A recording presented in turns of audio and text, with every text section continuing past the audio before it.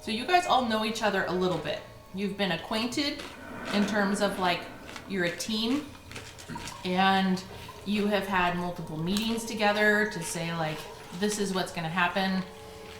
This might be what we expect. But no one has been down to Rapture in the 13 years since the last person or people escaped or came up from it. So no one fully knows what to expect.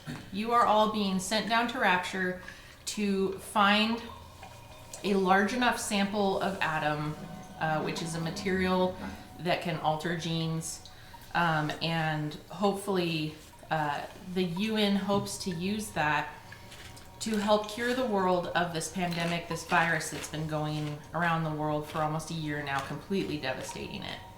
So there have been like hundreds of thousands of people killed because of this virus, and they've tried everything between masking up and creating all of these, rules and everything, and nothing is working.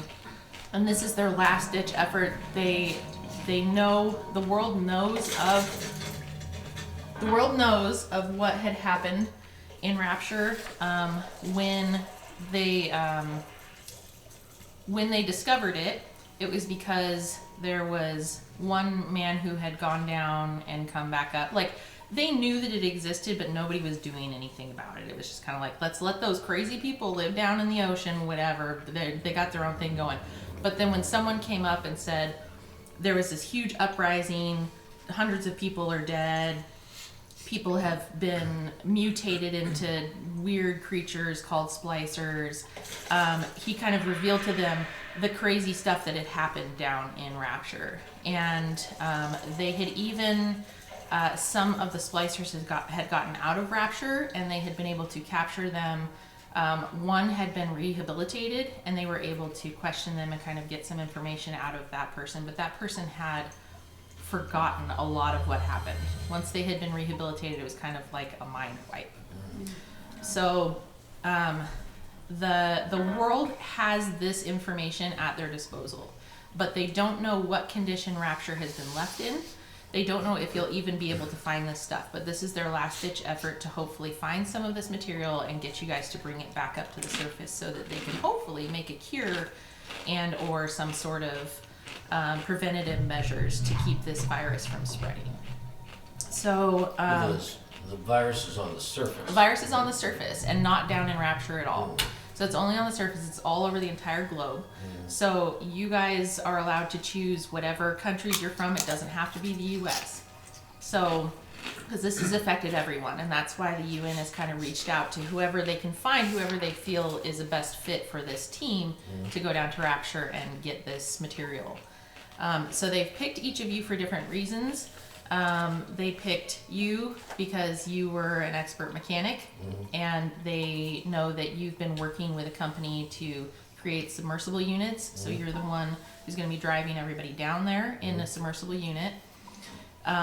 They picked one of the head doctors of the whole WHO to be able to, head doctor, to go down, and your main goal is to be the one to collect this atom to bring it back up, because you're going to be the one to take it back up to your team and hopefully make the cure and all of that fun stuff.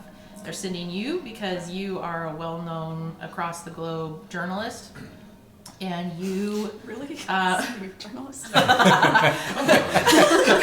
slash historian who has had a lot of exposure to finding, and he was actually one of the people to question the splicer that had been rehabilitated and brought up. So he has had firsthand experience with learning about the entire situation that happened down there and whatnot. So he is hopefully going to be almost like a guide. He is the only one that has access to the map, where he can share the map with you guys and help talk you guys around and try to figure things out. But the map is very limited in terms of what you guys know, because it was the guy who had finally made it to the surface, who had visited Rapture. It was all from his mind that he had kind of helped develop some rudimentary map. So it's not very detailed. But he's given you basic, like, okay, this was kind of here and this was here and this, but you don't know what state everything is in. So you don't know exactly where you are going to be able to get to in those spaces. What is open and available, what's been caved in, what's been ruined, what is flooded. So you guys will kind of experience that and try to figure out what areas you can get to.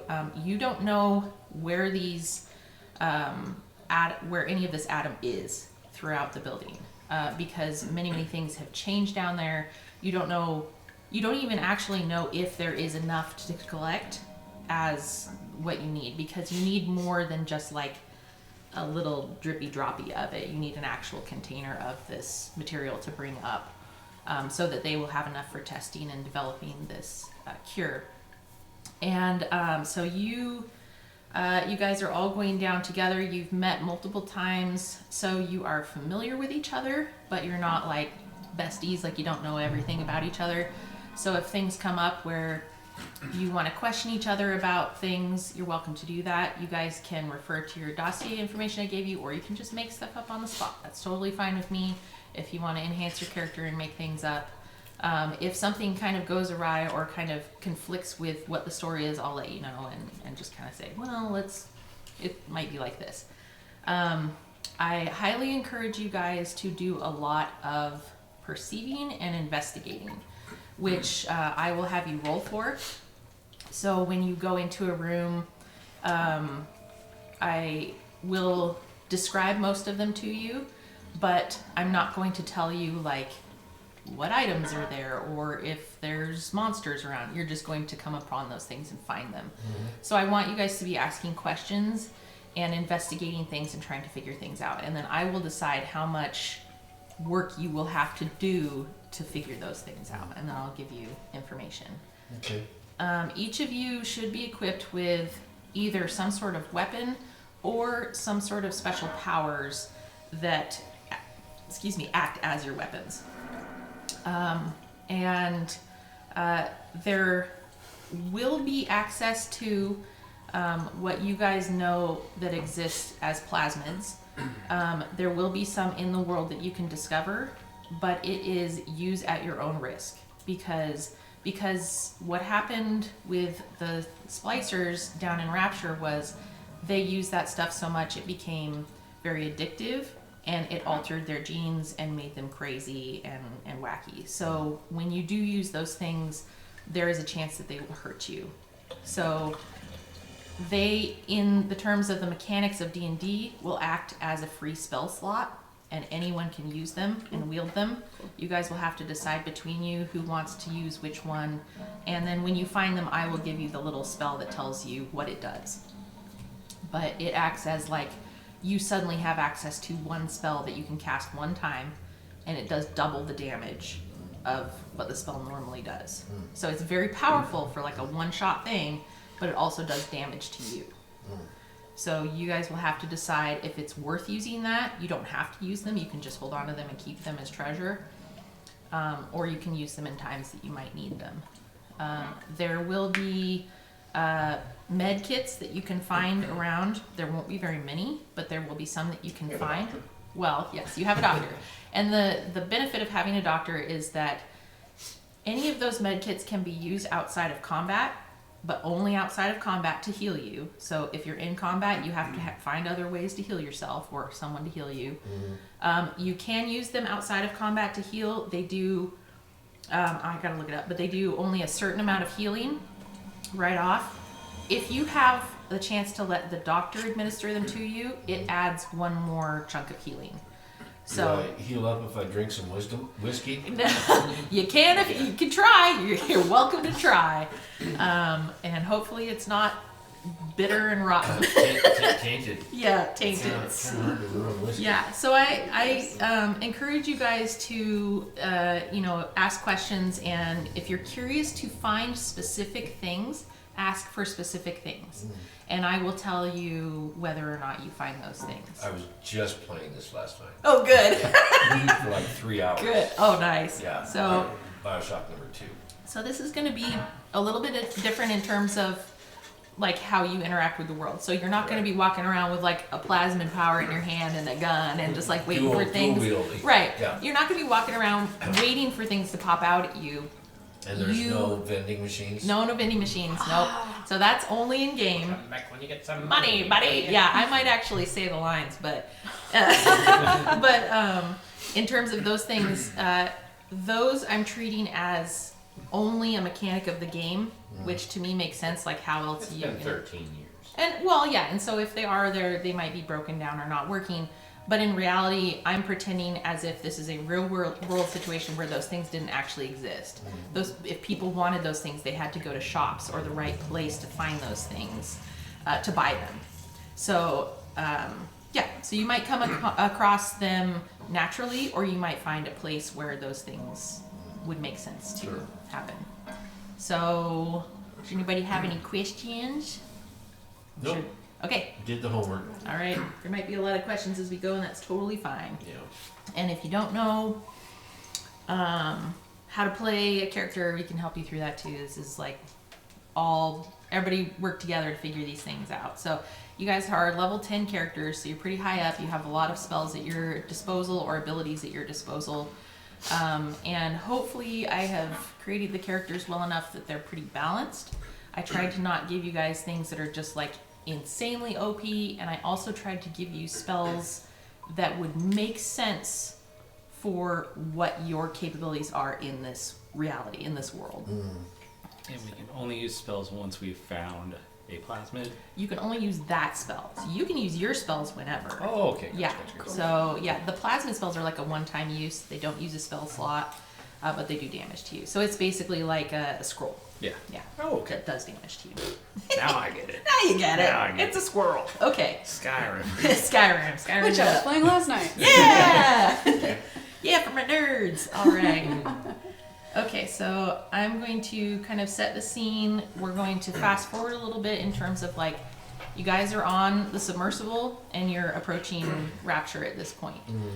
You guys are all dressed in your company has actually created these padded suits that you guys are all wearing. They're semi-protective to some of the pressure changes, but they're not armored. So they're not going to protect you from like projectiles or things like that. They're mostly there to keep you healthy as best as they can in a weird environment. They're waterproof, but they only go up to your neck. So they're not waterproof in your head. Helmets. No helmets. I mean, No hazmat suit? no, not really. They'll keep the blood in though, because they're waterproof. Yeah, there you go. They're red. They're totally red. No one will know you've been shot. So, okay. And this is what they send the first expedition down to Rapture. Yeah, that's what they got. It's the 70s. It's 1973. Oh, that's right. So I had to Think do, Star Trek. yes, I had to do a little bit of research to figure out like what technology was actually available at that time and what in reality could I manipulate in terms of, so Dad works for a very important company that creates a lot of things that would be used in situations like this, but they create them for consumer purposes, for like the super rich who want to like buy a submersible and go down and does that sound familiar? Hold Go up. down and research things and find sunken ships and whatever. I actually remember the 70s, so I can answer that. I know, I was considering actually asking you a bunch of questions, but then I was like, you know what, I'm just gonna go the best I can do and Sure, makes sense. and try to make it fit. So, okay. What's that? I You're still know. on our submersible. You're in the submersible, so ignore the creepy noises for now. That'll, yeah. So inside Someone the just used the submersible, loo, I think. that was a flush, yeah. Yes. So Spencer do flush. yes, the submersible is actually about only as big as this table. It may not be any bigger than that on the inside. So it's very, very squishy. There's only a couple tiny porthole windows that you can see out of. High pressure. Yep, it's super high pressure, and the windows are like 4 inches thick. It's so and Rapture is I did the calculations from your figures. yeah. That would be over 800 pounds per square inch. Yeah, it's insane. Yeah, so I did some calculation too. So I was like, how deep down is this, and where are they going? it's only... So it's 600 feet down. Rapture is about 600 feet down. So it's not it's not like miles and miles that you're going down. There is still some blue to the water at that point. It's not completely black, but you are pretty deep down. And yeah, 14 pounds per square inch. So, and that's just, I don't know, that was somebody else's calculation, so like, I just kind of went with it. So, anyway, inside the submersible, you are all uncomfortably close. For individuals who are only just acquainted, your knees and elbows bump into one another, and the breath of your teammates grazes your neck in an embarrassingly close encounter. Through the tiny circular windows of the submersible, you can see the blue of the ocean turn darker and blacker as you descend. Despite the pressurized cabin, your ears pop and then almost instantly reseal as the pressure constantly changes. The hull of the ship creaks and pops. Roger, your helmsman and navigator for this strange voyage, assures you that this is a totally normal part of the dive. No. What? Okay, I was gonna let you. I was gonna do some roleplay. No, you can if you want. Why does he keep saying his name at the radio? At the end, he just keeps saying his name. What is this? I don't know, man. Someone eat an onion bagel. Disgusting. I had much beef stroganoff last night. At least nobody's microwaving fish. All right, the submersible comes to a stop, gently docking and rising above the waterline in the bathysphere station. You climb out. So this is your first entrance into the world of Rapture. Do we see a bathysphere? Perception. You are in place of it. So the submersible is in place of it. There was none in where it was. It was gone. So you can kind of suspect that maybe this is how someone escaped from Rapture, was to take the bathysphere that was there. So there was none in place of where you showed up. So you climb out. The floor is slick beneath your feet. Whoa! I love this. That's good roleplay, Dom. Yeah, good job. Thanks. Each step echoing like a distant memory. Intermittent bursts of cold air sweep through, carrying with them the faint scent of salt water and something more foul. Perhaps the remnants of machinery long abandoned or the decay of forgotten lives. And somebody just pooped in the water. Sorry. You got scaredy poops. Scaredy poop. It's a thing. As you proceed. Dozens.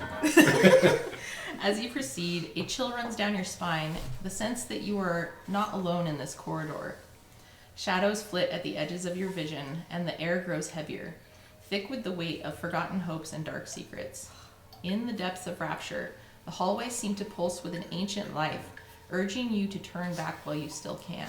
Immediately in front of you, on the metallic riveted wall, hangs an off-kilter poster that, despite the ravages of time and the elements, reads, "Welcome to Rapture." So you guys are in, so you have a map, and you can kind of see where you are and what's going on. You're down in the bottom corner there. The colors correspond to which level you're on.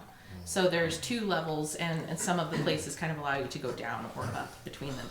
So that's how I kind of differentiated that. So you were basically standing just right outside that bathysphere area in the entry hall. And off to and so you're basically staring at a big wall that has that poster on it. And you can see that there's nothing to your left, it's just a wall that ends there. To your right is kind of like an L-shaped corner where you would go around into the next section.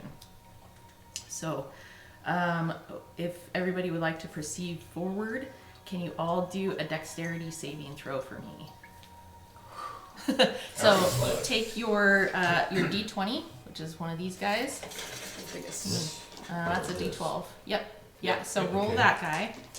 And on your sheet, can you show Dad on his sheet where the dexterity saving throw would be? It's up to the top left there, I think, or the saving throws. You get a plus. No, it's in the little box. Yeah, right there. Yeah, +2. Yeah, so add 2 to whatever your number is that you rolled. Okay. So everybody tell me what you got. 17. Okay? 10. 3. 16. Not good. Okay.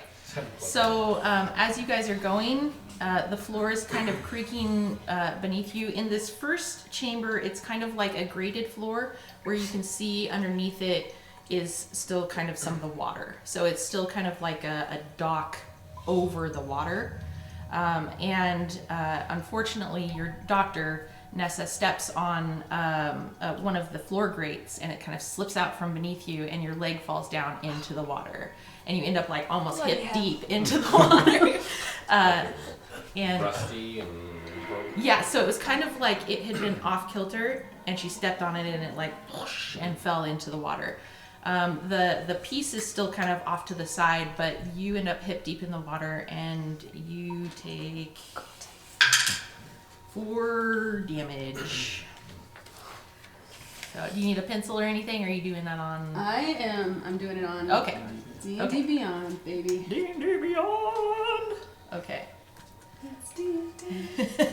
That's right. So 4 damage. Is she still stuck, or is it? No, just- you guys can kind of help her up. Okay. Yeah. Can anyone help me out? There you go. So you guys help her up. The floor grate is still there on the floor, but you guys can continue on or inspect or do whatever you want to do. So, Roger. Roger. Roger, Roger. Roger, he says Roger. his name. He keeps saying his name, guys. So this is somewhere. We're still Yep, here, or just- we've gone around, or You are now approaching that curve to go up. Yeah. So this is where I will give you a little bit of a clue if you want. The floor grate is an item that you can pick up, and you can use that as a +2 shield. So I would suggest that the fighter take it, which is Dad. So if you'd like to, you can take the floor grate and use it as a shield Okay. if you want. No, you don't have a weapon at this point. You do. You have some weapons, yeah. You have 2 guns. You have one that is, the pepper box is like a handgun revolver, down lower. Yeah. They're here. Well, his weapons are actually down in the bottom right corner. Ah, yes. And then the bad news gun is like it's so great. That one's actually like a rifle. So that's more long range. Okay. Whoa, I have a vicious whip. So you learned to use it when you were traveling the world. That's just what you... Am I Indiana Jones? You might be. So, Dad, if you want to, the place where it says your armor class up towards the top in the middle, yes. There should be some right behind Dad over there. Will you add 2 to that? So now you have a slightly higher armor class and you'll be a little bit harder to hit because you have that shield. So add 2 to that number. Got it. Okay. So moving ahead. So you guys begin walking through what looks like just a basic metallic hallway. It's kind of transitioning from the dock where you guys docked to now more like a more inviting space. But you're walking through what is like a large metallic hall that kind of focuses down to a small passageway and then opens up into what I'm describing as kind of like a parlor space. So it's kind of like a viewing port where people could come and just sit and look out, because there's on the sides of it, yes, huge floor to ceiling windows. Like in Does it the smell airport. bad where we are? Oh yeah, let me tell you, let me tell you how bad it smells. So Roll for smell. Moving into the parlor, the air thickens with a heavy, briny scent that hints at the ocean's depths just beyond the glass. The vast room is illuminated by the faint, flickering glow of an overhead chandelier. Its once sparkling crystals now dulled by years of neglect. It hangs askew. Dust motes dance in its dim light. Rivulets of seawater sparkle as they seep through the cracks in the ceiling and run down the walls. That's not good. Floor-to-ceiling windows stretch along both walls to your left and right, offering a haunting view of the underwater city. Some panes are intact, but others are marred by jagged cracks, water dripping through slowly, pooling on the warped, stained carpet below and leaking beneath. Disgusting. Through the broken glass, shadows of distant buildings loom like specters, their outlines distorted by the refracted light of the deep. So you can see other parts of the city out beyond you. In one corner, a dilapidated piano stands silent, its keys yellowed with a few missing, the lid propped open, as if waiting for a musician who will never return. The air carries a low, mournful hum, perhaps the echo of a haunting melody that once filled this space with life. So it's kind of a space where someone would sit there and welcome people in, and they would find like an enjoyable space to kind of sit and just be like, oh, this is a really beautiful place. So at one point it was just gorgeous, like Art Deco wallpaper and designs and everything, but they're peeling off the walls and there's smears and stuff all over the glass. So There's blood. maybe. Despite its decay, the parlor retains an unsettling beauty, a reminder of Rapture's grandeur intertwined with the encroaching darkness. As you gaze out into the murky waters, the city beyond feels both alive and ominous. The whisper of secrets hidden in the depths calling you closer, yet warning you to stay away. Can I do a perception check to see if I can see like where? Yes. Okay. Yes. Please do. I want to see if I can see another part of the building that they might have had. Okay, perfect. Yeah, Through the windows. I was gonna ask. Oh wait, no, that's my New Yorker. Whoops. I slip into that one way too easily. Hey, Newsy man. That's 'cause she just did it. Newsy man. Do we have idea of building that we are going to? Do we know? Did person say like, hey, maybe Adam is in this certain area? Is there like big name on the outside the building that we could be like, hey, that's it? No, I don't know where the Adam might be. Okay. Then I have a map.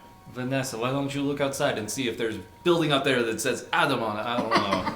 Adam Factory. Yeah, Adam Factory. Maybe something that looks like a lab. Ooh, good idea. I'm looking right now, gentlemen. No lab. There's 11. We've got 11? Yes. Okay. Not So, great. Almost 7. As you're passing through this room and you kind of stop to look out the windows, Phillip and Nessa, since you guys have the highest passive perception, it's high enough that you would begin to feel like you were being watched. So, and you're kind of looking out the windows, and out of the corner of your eye, you think you see an enormous black shape, darker in color than the nearly colorless water outside the windows. It passes in front of the far-off city lights enough for you to notice, but when you look to the window, you see no movement. Did anyone else see that? I am over at the piano playing the piano. Ding, ding, ding, ding. I was hoping that maybe if I hit these in certain order, that maybe something opens up. Or Secret door? No. No. Sorry, I haven't So- heard anything about that. We saw this in the water. She saw the shape. You felt like you were being watched. Yeah. So she was the only one to see the shape, as far as we can tell. Is anyone else standing at the window with me? Or is it He just- was standing kind of at the window, but he wasn't looking the same direction that you were looking. And you were kind of like looking off, and this was out of the corner of your eye. And so when you turned to look, he had been looking over there and did not see this thing, and you saw it. So are we in that first chamber there? First big We're room? right here. Yep. Okay. And is there a doorway to the hallway in front of us? Yeah, that one's just open. So this is where people would just kind of come in and file in to come to Rapture. So it's pretty welcoming. It's not blocked off or anything, or not trying to keep you out. So so you guys can look around in the parlor and see if there's anything that you can find in there. See if you can discover anything just underneath the remnants of weird stuff all over. I would like to perceive more about the piano and maybe a welcoming desk for welcoming people. Do an investigation Yeah. for me, and if everyone else wants to roll perception, Dad, roll your d20 again. That's the main one you'll be rolling.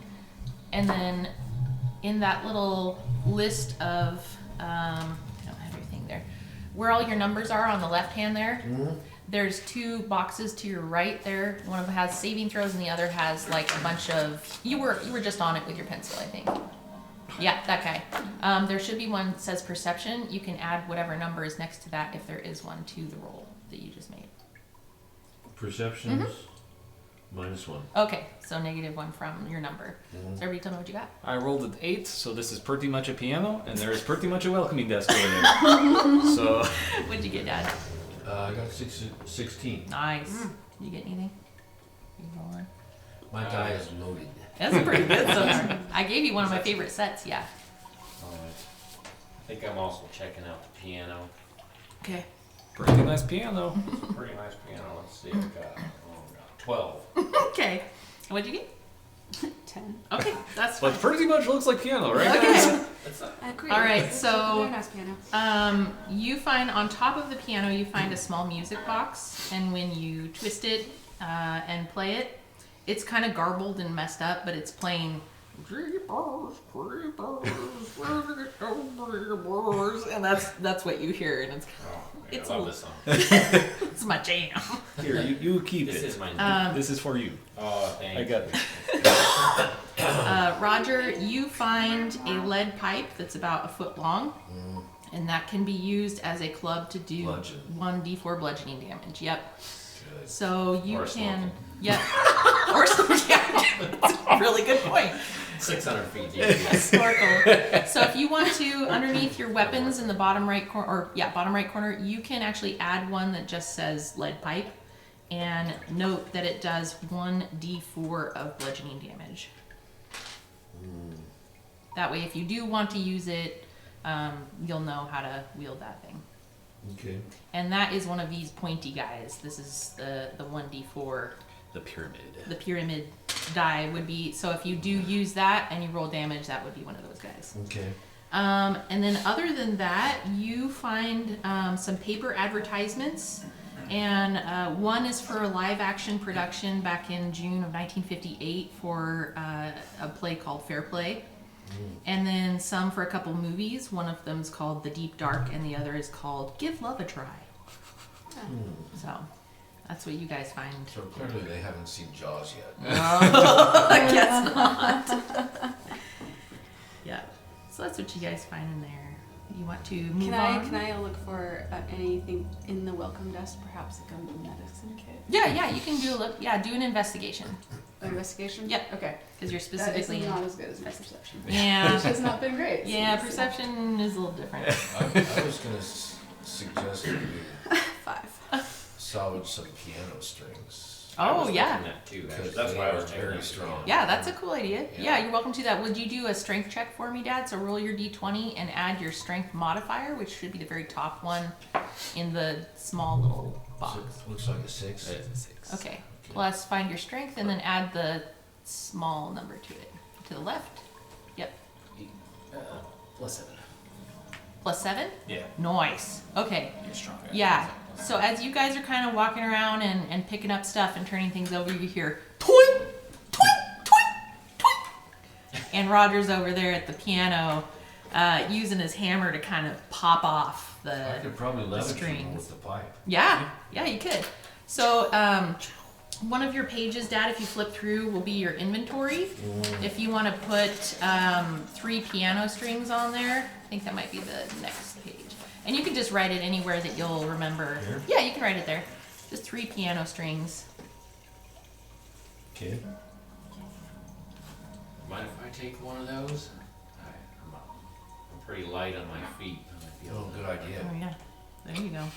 Maybe Roger can pop off another one for you. Well, I would say I would hand them all to you because if we needed something really strong, you could braid them together. 3. If we have 3. Okay, so you want to add them to your inventory then instead? All right. Okay, sure. Right. And when you were investigating the welcome desk, it was mostly just more of those pamphlets that you were finding that were just kind of like promotional things for them to hand out when people come in, like, check out our new movie that's coming out, that kind of thing. But other than that, you didn't find anything else. Nothing that's like, come check out our Atom Factory. Free tours. We'll show you where it's all stored. Here's a map. Come see our creepy slugs. If she rolled a natural 30, maybe she would have found it. Dang it! Well, if there's brochures, there might be a map on the brochure That might Very be good idea. Yeah, or more information. Yeah. So if you do find any sort of map, it's gonna look pretty similar to what It'll look he's like got that, here. okay. Yeah. There would be more things headed off in the directions of one space that you haven't gotten to yet. But what you have here is City East and City West. yes. I was wondering about that. So that will, but when you move towards that area, you'll find out. And all of these are labeled on the map, just as he has. Yes, just as And he do has we- it. Yes, We actually have the map with us. he has it. Yes. Okay. So you guys have seen it before, but he is the one that is wielding the map, basically. Okay, well, I'd just like to express a little concern about that hard right turn coming up down the hall. All right. It's a blind corner. Yeah. Okay, Bellathor. We made fun of him for that when we were playing the Revenant Society because his character sounded like Because Bellathor. I was some grizzled old PI. Yeah. It was good. So map gameplay rules. One, is he allowed to just like hold it up for us to look at, or Yeah, does so yeah, he can doesn't share have it with you as much as you want to, and it's just mostly for him to hold on to, and then he's the one that's supposed to kind of be most familiar with it. He's the nerd that's basically studied the map. You guys have all seen it and you're familiar with it, but you're hoping that he's gonna kind of wind you through things and. And the second one might be Oh, too no meta way. for you to answer, so Okay. I'll take a no. His Sure. door is always But locked, and I can't get From in. what I understand, he got that map because he was talking to the splicer. No, he got that map from the UN who had created this basically committee Okay. to decide how and when you guys were going to go. But yes, the splicer and Jack, who was the guy who returned from, who you play in Bioshock, who returned from Rapture, was able to give him kind of like the best rundown from his memory of this area. Okay. So that's how it was created. But Okay. you were given it by the UN who had access to that. So fairly reliable. Fairly reliable. Okay. Yeah, for the most part, it's it is what it is, and that's the best that anyone could remember. But since Rapture, all that went down, no one's been back to verify it. So. Okay. Dad's character's name again is... Roger. No, that's You- mine. Roger. Oh, him. Yeah. He's Philip. Philip. This is Phillip Thornberger. Philip or Phil? Phil. Go by whatever you want. Yeah. What do you like? Go about Lil. The lip. The listener. Oh no, that's awful. That's not canon. Good old lippy T over here. That could be like your I go self-published by journal. Thorny. Okay, lip. Thorny. It's very, yes, because you have whip. You have whip. They're Thorny. Thorny Yes. Yeah. So Your blog spot. yeah, your blog spot. Yeah, it's your handle. I'm what? It's your blog spot. Yeah, and his name is Vic or Victor, Yes. and you are Nessa or Vanessa, whichever you want to go by. I go by Vic because I'm a very American man. Very American. Vic, you just rolled initiative. Why you roll initiative? Did I? You did. Fight me. With me? Very American. Yes. didn't like what you said about my name. What's up, Dukes? Okay, so Can I take some initiative here, or... you can. Yeah, what do you want to do? Are we going forward? Yes. Okay. Well, that's up to you guys. Lip. Yeah. The lip. I'm gonna lead the way since I got the lead pipe. There you go. I gonna hold know, it out I've front heard like this. that things like to wait around corners. That's So a good idea. I'll take the lead pipe. If somebody's waiting around the corner and just being really quiet, because I don't hear anything, I'll clobber them, and you take the piano wire and bind their wrists. Oh, there you go. That's good. So be right behind me, Yep. and so if I am able to hit them, Okay. you just be right on the spot. Why don't you guys do a group stealth check for me? So everybody roll stealth, which is roll your d20, and then And you should have. I will be in the back of the party like my favorite American movie actor, John Wayne.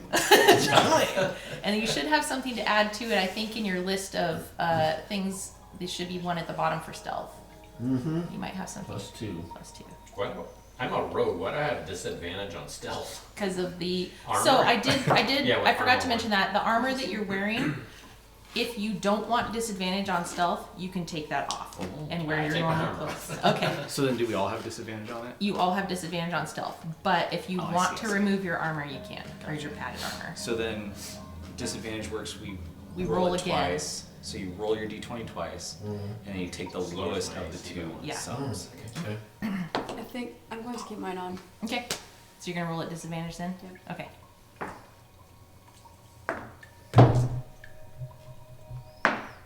Was that a 6 That or a would be 9? sad. That is It's a 6 'cause six. it's the little dots on the Yeah, bottom. little dots on, Dots on the bottom. dots on Yep. the bottom. Yep. So you got 8 then, Dad? I So got it was add 2 to it. 6 plus 2, yeah. Yeah. Okay. And what'd you get? I also got 8. I went from 17 to 8. Oh boy. Yes. What'd you get? So Josh, Oh, and you I- hate to With see your it. disadvantage. 18 to 5. Oh no! And what'd you get? So you took your armor off, so you're just Yeah. wearing your clothes. Okay. Roll a 7 plus 13. Oh wow! I was like, Okay. oh goodness. I took off my. I know. So this guy's super You stealthy, could keep pants on. but he's much more aerodynamic with the ball. Your name is I'm gonna not wrong. your name is gonna go from lip to cheeks. Good old cheeks. That's how everyone knows him in the journalistic world. All right. So we have the order in which you're walking, and you guys are going to proceed down that hall quietly. You guys are fairly quiet. You're a little bit clanky, but you're doing the heel toe thing. But there's a little bit of a tap noise afterwards. Yeah, there's a little bit. So you're doing your best to be quiet. A long metallic hallway spreads out before you that stretches endlessly into the gloom. What's that? The walls, once painted and polished to a high sheen, now bear the scars of time and neglect. Their surface is rusted and pocked with dark stains that suggest years of water intrusion. A low, constant hum reverberates through the air. Metallic creaks and groans, kind of like that one, resound from the walls, a reminder of the city's failing infrastructure. As you proceed through the hall, an overhead light flickers and sputters, casting eerie shadows that dance along the corridor.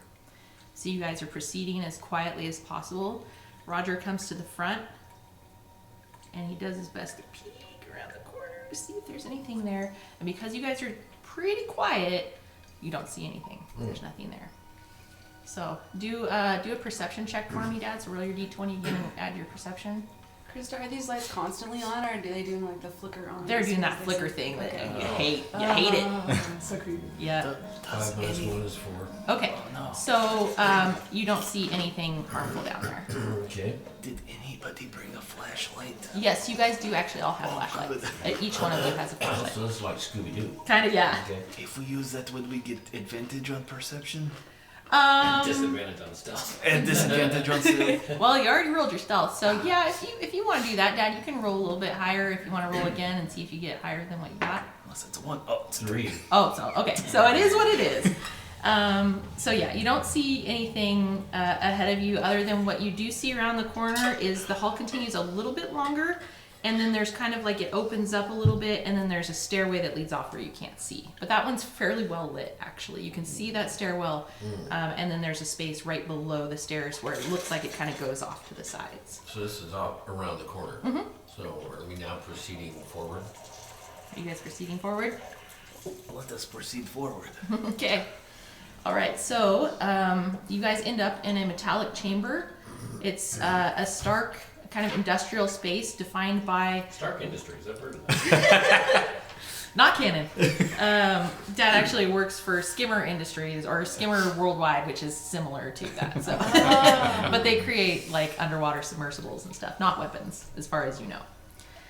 You're not on that R&D team.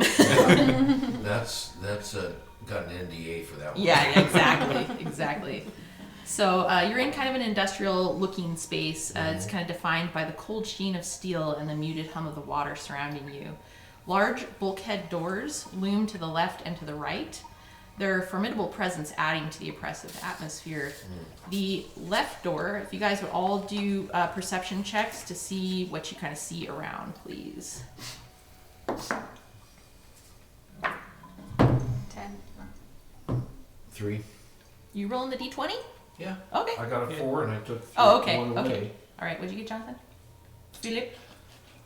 15. Okay. 18. So it's pretty 18. simple. Oh, 18? Yeah. Okay. Yeah. It's pretty simple what you guys see. The left door hangs kind of broken open, and these are huge doors. They're just like 10 feet tall. Normally they would be open to people just kind of going to the other parts of the city. The left door hangs broken open, but the entrance is choked by massive broken building debris. Looks like there's been a cave in there. It's remnants of a collapse that has long since sealed this path from the outside world. Filth and rust cling to the jagged edges, while shadows pool in the dark recesses beyond. So you can kind of see through bits and pieces of the rock to what's beyond, and it's like completely black out there. The steady drip of water echoes in the chamber. Oh wait, I I'm skipped. making a note of this, journalist. Yes. Oh, wait. Yeah. Okay. I hope we don't have to go to either of those guys. So to the right, Unfortunately, my map didn't even show anything on it. I assume, in canon, I assume it did show something. so not here. So your map doesn't actually show those because he didn't go those directions and did not Oh, really? remember any of those spaces. Oh, okay. But to your right, a door stands resolutely sealed, yet water pours relentlessly from around the seal, cascading down Not go that way. and gathering on the floor, creating a glistening pool beneath. The steady drip of water echoes in the chamber, a reminder of the endless ocean pressing against the barriers of this metallic sanctuary.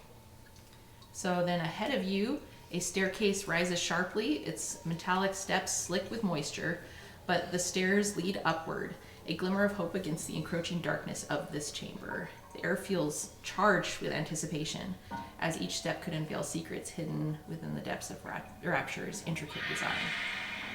So, because you got such a high perception, you would notice there is a big sign on the wall that's right before you walk up the stairs, so it's kind of like a navigation sign that would help you know. It says, left to Rapture East, which contains the wharf and fishery, the machine rooms, and the transportation station. The right is Rapture West, which leads to all of the apartments and living spaces. But both of those seem to be blocked off in a way that you don't really have access to. And then at the bottom, it says ahead to the south, which contains the medical wing, Arcadia Playhouse, the Great Gallery, shops, and Neptune's Bounty. So that's what you would have access to going forward. Stroke of luck. Well. Should we make plan for like first place we go? My vote would be for the medical wing. I think that is a good idea. I concur. All right. Okay, so you go up the stairs. Nobody trips or falls or anything. There's little handrails for safety. You guys did a good job. No dexterity. No, you don't need dexterity. I won't trap you on the stairs. The stairs are not your worst enemy. So at the top of the stairs, there's an elevator vestibule. It's a striking yet eerie space adorned with faded Art Deco details that hint at the opulence of Rapture's past. 2 elevators stand sentinel on either side. Their metal doors are tarnished and scuffed, bearing the marks of time and neglect. One elevator lies in disrepair, its doors ajar and flickering lights casting an unsettling glow on the surrounding area. The sound of water dripping from above disrupts the silence and heightens the sense of decay that permeates the space. And in stark contrast, the other elevator, though battered and bruised, seems intact. Its lights are flickering weakly as it sits kind of half open. The doors are a little bit half open, and a hesitant invitation into the depths of the underwater city. So the space you're looking at right here is at the very top of the stairs on your map there. And then those kind of angled walls there that you would be looking at, the broken elevator is the one on the right-hand side, that tilted wall, and the left side is the seemingly working elevator there. And then immediately off to your left, so there are signs in this area if you guys want to do a little investigation to read the signs and let me know. Like, you want to perceive the signs for me? Yes, Roll? I was going to point out poster first. That Yes. Look at it; it is opulent. It is so capitalist. I love it. Because I am American, I love it. It's very nice. Yes. It's a very capitalist area for sure. Let's see what else we. Oh no. Let's see what else we have here. Is it close to- Oh, 11 Okay. posters. So would I understand from this map, like, where the elevator would take me? Because there's only one So- other elevator here, but it's on the same floor. No, that elevator goes to something different. The elevator, let me hand me your map. So this thing right here is directly underneath this right here. So this is like a lower level, and this elevator would take you down to this area. But right here, sorry, I'm pointing to the wrong thing. Right here, there is an entry point to the restaurant, which is called Neptune's Bounty. It would take you to the balcony, which is that little like yellowish area. It's like a balcony secondary entrance to this restaurant, but the main entrance is actually on the very first floor down below. And then this direction goes off to the theater. So you guys are standing kind of in a four-way option where there's a long hall ahead of you. So your roll still wasn't, I mean, it's well lit in here, so you can see the signs. You're not, it is fine. Plus, I read English because very good. You at read it. English well. Very yes. good. So what you can see with that roll is that between the elevators is a long hallway that stretches out, and it's marked by a large overhead sign that reads "To Great Gallery and Shops." And beneath that it reads Arcadia Playhouse, which points to the left, and Neptune's Bounty, which points to the right. And then there's a different sign that's kind of on the wall of the hallway, and it indicates the direction to the medical wing, and its arrow pointing further down the hall in front of you. And then so while you're standing kind of in this vestibule area, you can look off to the right to where Neptune's Bounty would be, and you see double French doors. They're kind of broken in and a little bit ruined. Some of their glass panels are kind of broken through, but they're slightly ajar. And they're kind of hinting at the vibrant atmosphere of Rapture's feast Neptune's Bounty just beyond. So you can kind of like look through and see down into the restaurant space that's there.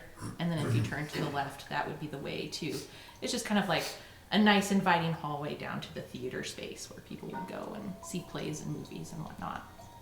So you're welcome to investigate any of those or investigate the elevators or whatever you want to check out in this space. What's your favorite American movie you've seen? Oh, I loved, the one with the John Wayne. Oh yeah. Yeah, The one. the one. The Searchers. Yes. Yeah. The Or seven Real brides. Lobo. 7 brides for 7 brothers. 7 brides for 7 comrades. There it is. Yep. So what do you think, Roger, comrade? What do you think? Do we check out theater? Do we check out the restaurant? Do we proceed to medical wing? Medical wing. Plus, okay. Then I suppose we need elevator.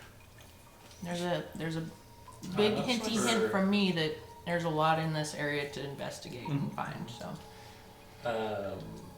So the medical wing's up this way. So it you're goes past down the the straight elevators. hall. That's right.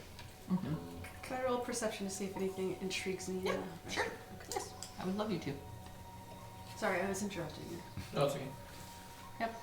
You got it. That's the direction that would be. I'm trying to change the trajectory. I know. That's what I do. The longer I roll it, I'm like, the better it's gonna be, right? I know. 10. I keep rolling 6s. Yeah. And you don't have anything to add to that? I just added my 4. Okay. I have 4 perception. So, what you would perceive is that since you're kind of looking around investigating, would you actually do an investigation roll? Like, follow that up with an investigation roll for me? 10.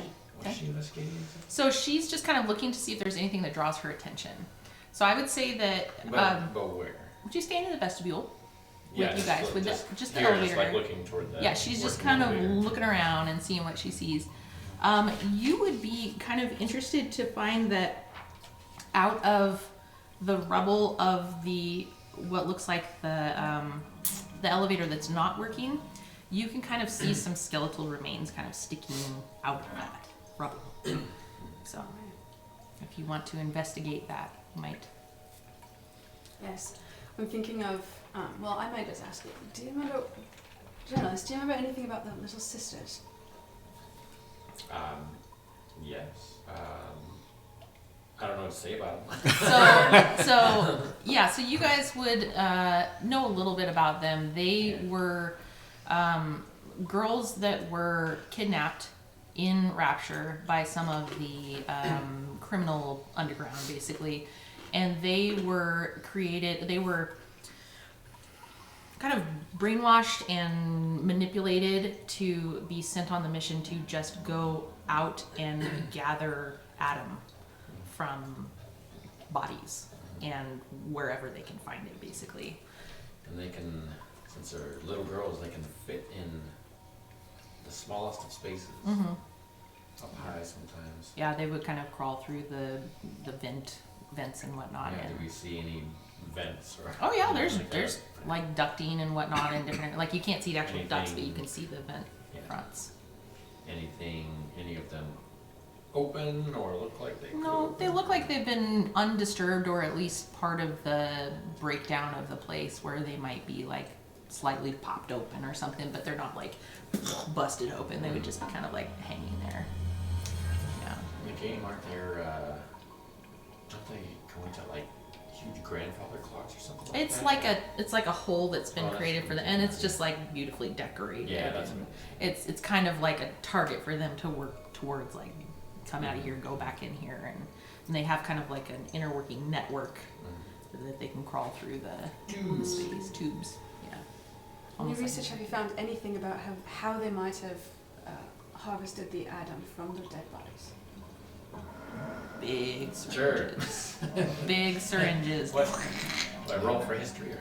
No, these are things you know. Yeah. Yeah, these are things you already know, and you wouldn't have to access your memory to figure them out. You would just know that yeah, they used huge syringes to just like stick into bodies and just suck it out. Do we see any syringes? Not here, but she was investigating the elevator. So there's Or a the restaurant, right? it's right next to the restaurant. So yeah, let's see. So Yes, that the elevator restaurant right is there.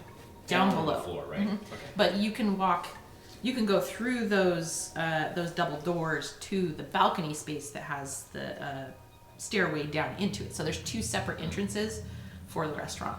One Oh, I is thought you were kind of saying like that the broken elevator was okay. So from here there's like a balcony going this way. yeah. So if you to go, these stairs? so if you go down, I can't show you my map because it's got secrets on it. So let me show you yours.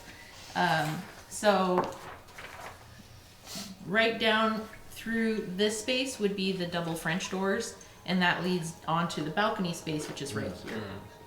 And then that balcony space, you can walk down into the main restaurant, and you can either leave out the bottom space or go back up the balcony. Like, so it has different entrances. It was mostly the way they designed it, the way I designed it, because it was from my brain, was that you could come to the top space for like drinks and whatnot. So the bar is upstairs, but the main restaurant space is on the lower floor for like eatery type thing. I know, it's great design. Who did that? Someone who's putting a business I together. had to design an entire world for you guys to explore. Yeah, so those double doors are there, and they're right next to the elevator. They're kind of ajar, like one of them's kind of like broken off its hinge, and the other is just kind of pushed in a little bit, so you can see a little bit what's beyond.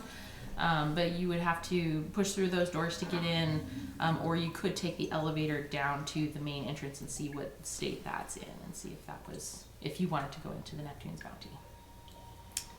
I think before we I do, don't know how well these elevators are gonna work after so long. yes, I would also like to Maybe look get at stuck in 'em. this skeleton real quick. So it'd be helpful, Roger, if you could use pipe to maybe leverage some of the big rocks Yeah. off of him. Do another strength check for me, Dad, if you want to do that. Yeah. You get a +7 on your strength. Oh yeah, that's right. He's strong. I need it. Oh, I am. Ten. Can I get a different deed? Yeah. Here, look, I got a whole bunch. Here, take a pick. Oh, I am not very strong, otherwise I would help. Pick which one you want. Which one feels the lucky to you? Oh, this one has a rainbow in it. Yep, that's one of my newer ones. Oh, that's fun. Yeah.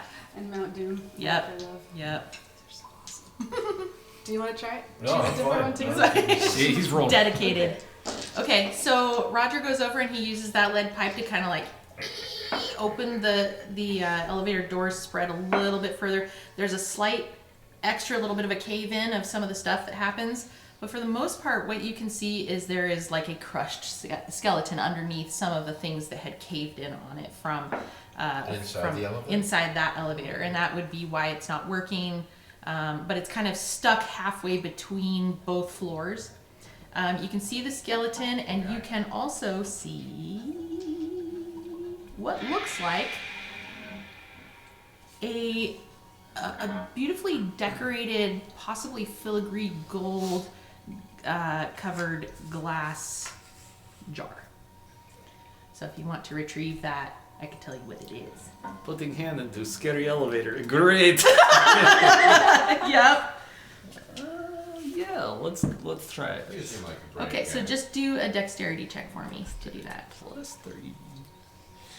Come on.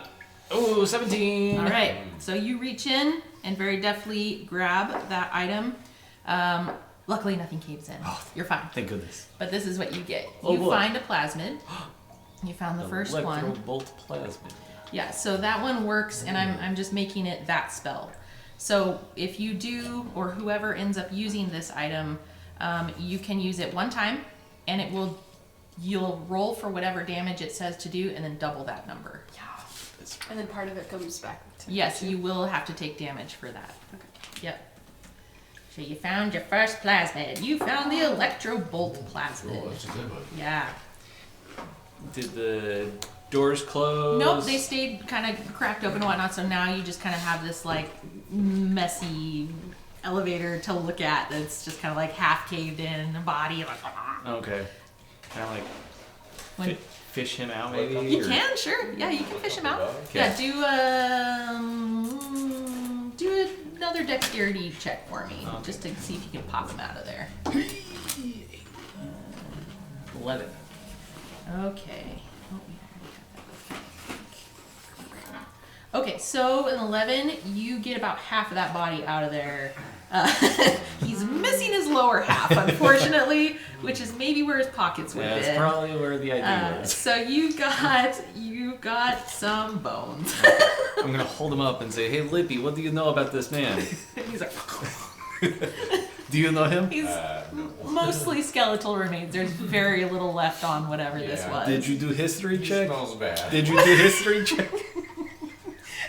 You could do a history check. Go Okay, ahead. I'll do a history Yeah, check. go ahead. Let's see what you know. Nat 20. Nat 20. Nat 20.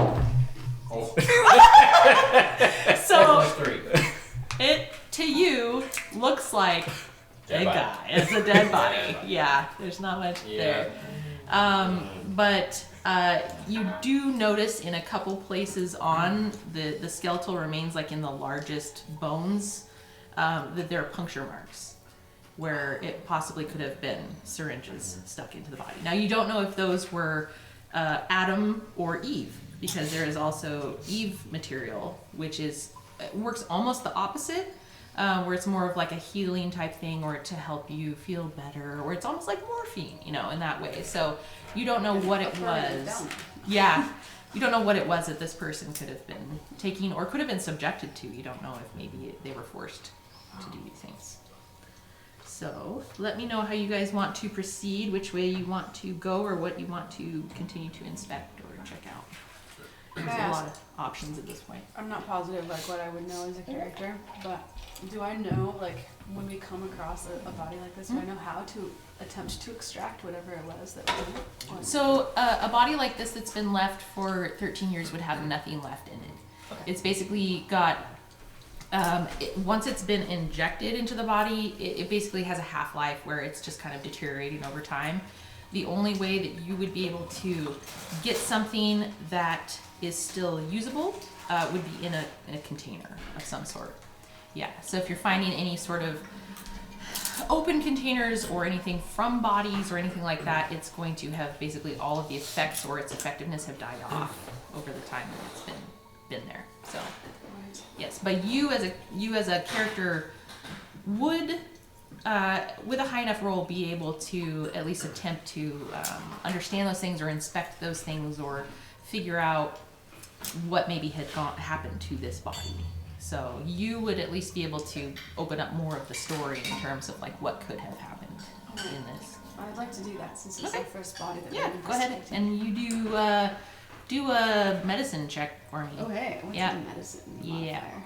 As a cleric. Yeah. Medicine. +8. All right. Hey, can you grab me? This will be There's higher than a 10. a wild cherry Pepsi Yes. in the fridge. Oh, yeah. Dirty 20. Oh, nice. Okay.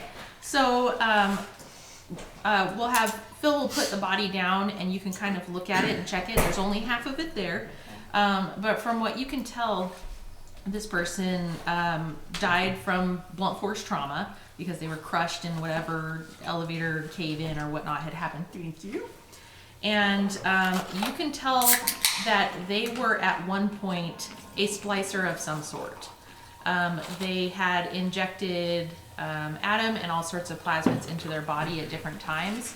And so you don't know what kind of life they lived or what their intentions were, but you can tell that at some point they had been injecting a lot of stuff into their bodies. And I could probably tell as a doctor that it's a male person or a female person. Yes, you would be able to tell this is a male. Yeah. I relay that to the group. All right. Very good, doctor. Very good. All right. What else would you guys like to inspect, or which direction would you like to check out? Because there may be stuff to find in all different places. So, you know, going along your main objective is good, but there could be other things. So some of you have objectives where you're trying to find more of the story. Don't distract us. Or yeah. So you're trying to uncover more of the story, or you're trying to figure out who these people were or what's going on. So the main objective is good, and some of you have the main objective as your objective, but others may have other objectives to unravel stories. So your characters may have different motivations here for exploring things. Well, maybe if we found this plasmid on this individual, then maybe there are more plasmids around, like a stockpile or something.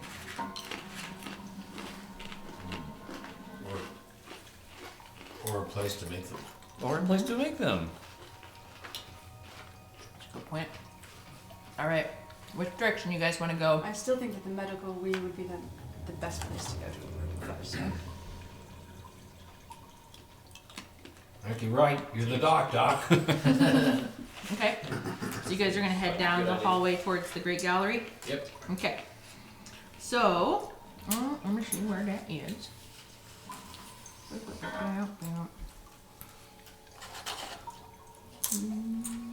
The Great Gallery.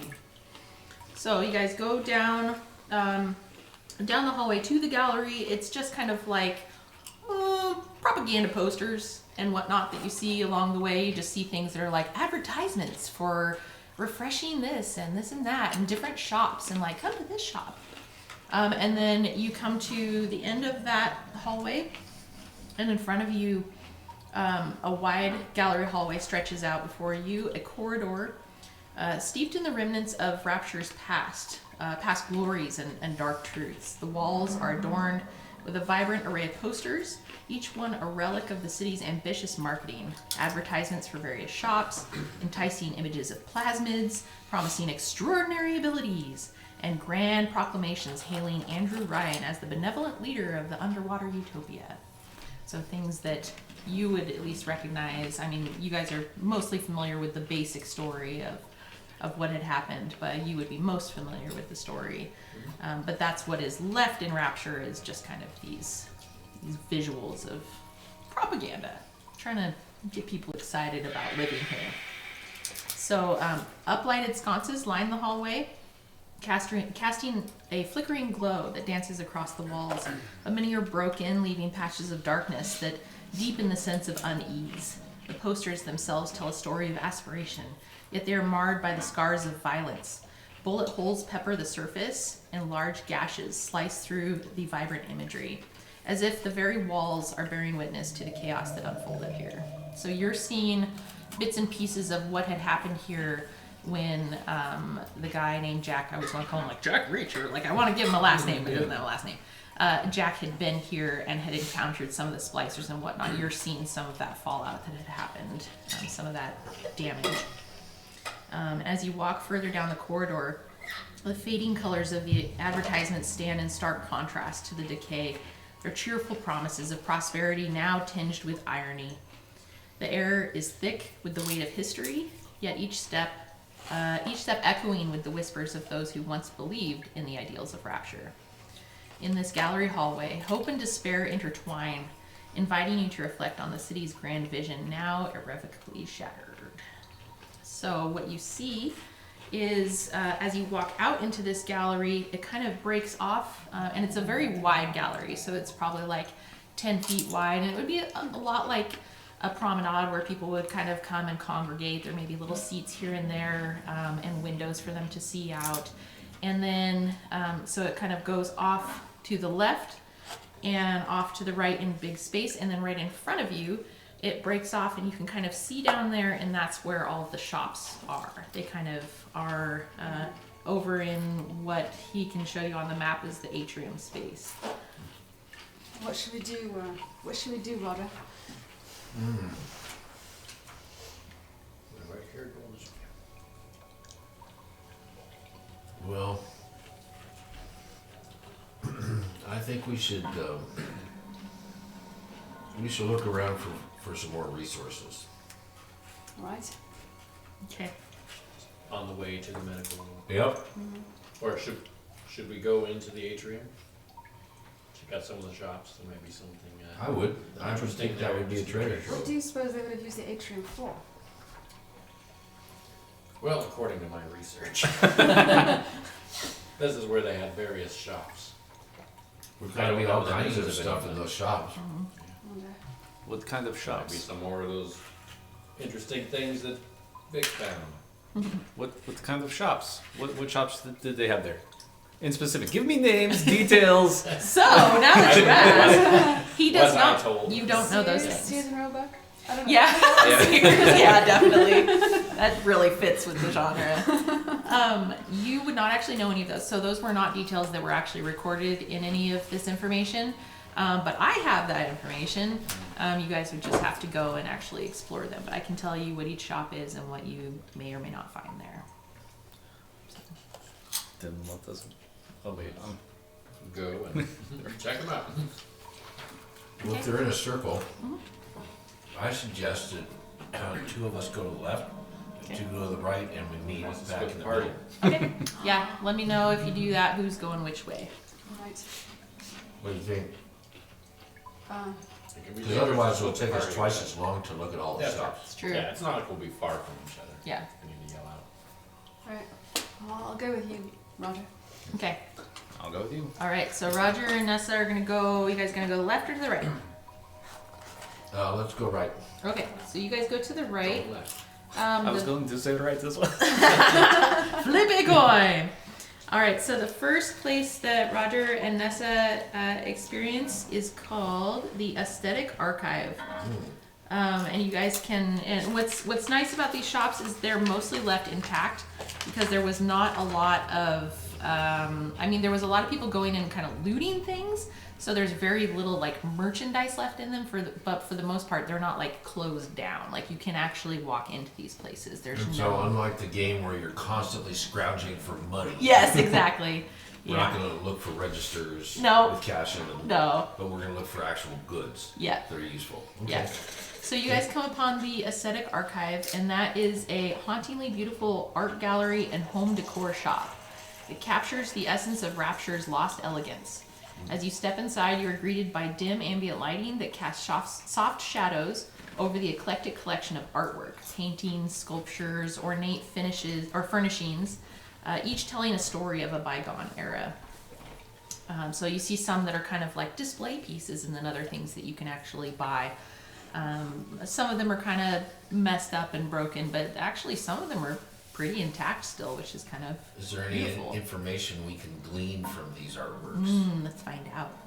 Okay, in one corner, a disheveled display showcases delicate porcelain vases and tarnished silverware, remnants of a life once filled with beauty. In the Sell air, those on eBay. you could. Yep. Here's how you make Oh, it your doesn't money. exist Oh, yet. Ah, you could make eBay. Oh, I'll invent it. You're the I guy. have this idea. Yeah, he's like over there putting silverware in his pockets. Like, there's no security to find you. Exactly. You are the security. Okay. I think it'll be a little jingly now. Though. Jingle, yeah, definitely disadvantage on stealth. Let's see. So the air is thick with a musty scent, and an unsettling mix of art and neglect are echoing with the whispers of creativity that had been drowned out by the chaos of the city. So at one time, there was people living here who lived a life, and some of them made beautiful things. And so this was kind of a place where if you're walking through and looking, you might actually find paintings that were done by some of the people that lived here. They actually have signatures on them of people who did live here at one point. So the prosperity of the place is pretty obvious, but are the artifacts merely neglected, neglected or are they damaged? Well, these ones in all the shops seem to mostly just be neglected. Yeah, the shops for the most part have not taken any damage. There was not any, from what you can perceive, it looks like there was no fighting that had happened here. It was mostly just like almost preserved in a weird way where anything that is breaking down or decaying is just because of time. Just it's Yeah. like a little museum. Yeah. So you see, like every inch of the aesthetic archive feels like it's steeped in nostalgia. It's inviting visitors to linger and ponder the artistry that once flourished in Rapture, now trapped in delicate balance between elegance and decay. So you guys are just kind of seeing almost like a little snapshot of what life could have been like here. So we're kind of struck by the contrast with our own time, which is 1973. Yeah. Yeah. And you're seeing, yeah, I because... don't have platform shoes on, do I? No, Bell that's... bottoms. Too- You got the bell bottoms. Yeah, there's the bell bottoms, maybe a little fro, you know. A suede vest. Oh yeah. So if you guys want to, you can do kind of more of an investigation to see if you can find any items in there. Yeah. in my Let's subconscious- investigate and see if there's something useful here. Okay. What do you say? Yeah, you do. Yeah, go ahead. You want to roll an investigation, Dad? Yeah. Okay. So that's in your list of traits there. Yep. I think And then- without telling him. I got a I'm plus thinking 3. of- Okay, so roll your d20 and add that. 13. Okay. And what are you doing? I'm thinking of the shadow that I saw earlier that Oh, I didn't okay. tell anyone about, and I'm wondering if I can see anything in the paintings that is. Oh, interesting. Okay. So you guys do find 2 small paintings. So like with their frames, they're probably about like this big, and one larger painting that are actually kind of like set off to the side. So it looked like they were hoping to be hung at some point, but not yet ready to hang. But when you look at them, they don't really look like there's anything sinister to them. It was really just a beautiful moment that someone was capturing. One of them looks like a still life.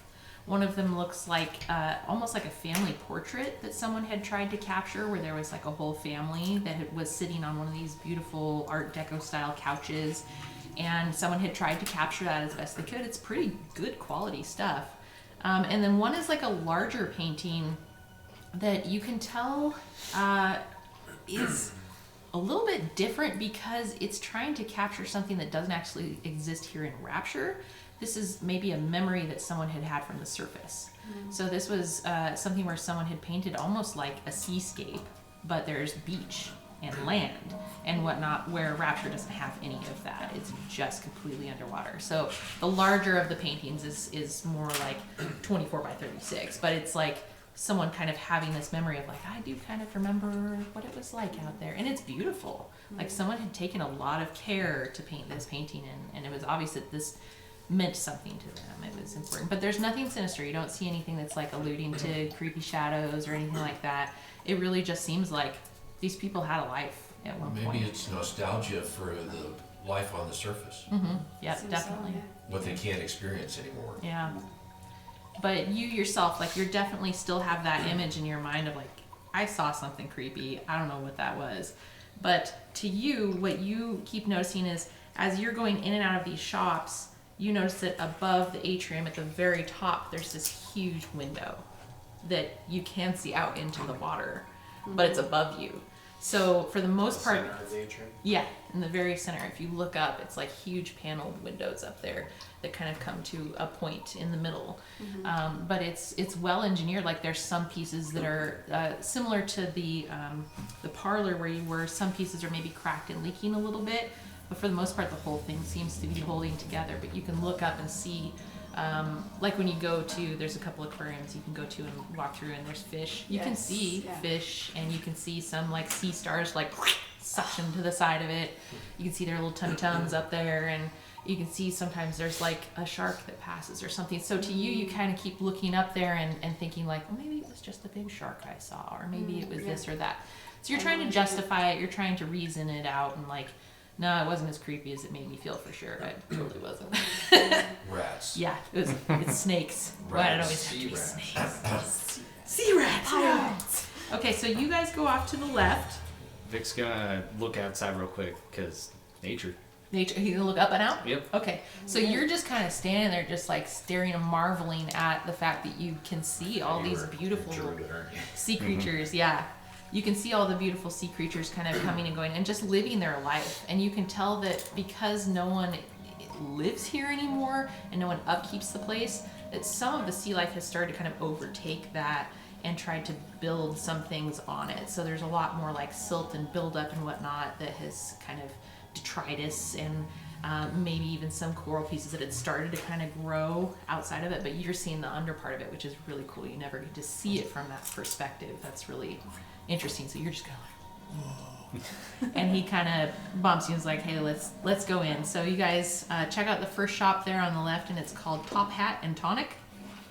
So it's a whimsical hat shop nestled in the corner of Rapture, a remnant of elegance amid the decay. The interior is dimly lit with shelves overflowing with an eclectic array of headwear. Everything from dapper top hats to whimsical fedoras, all draped in cobwebs and dust. The air carries a faint, musty scent mixed with the remnants of fine fabric and forgotten fragrances. There's some that are like spray-on perfumes and whatnot, and just kind of like fancy stuff. A vintage mirror, cracked but still reflective, hangs on one wall, allowing glimpses of the shop's faded opulence. Mannequins, some adorned with stylish hats, stand sentinel, their eyes seemingly watching the few patrons who dare to venture inside.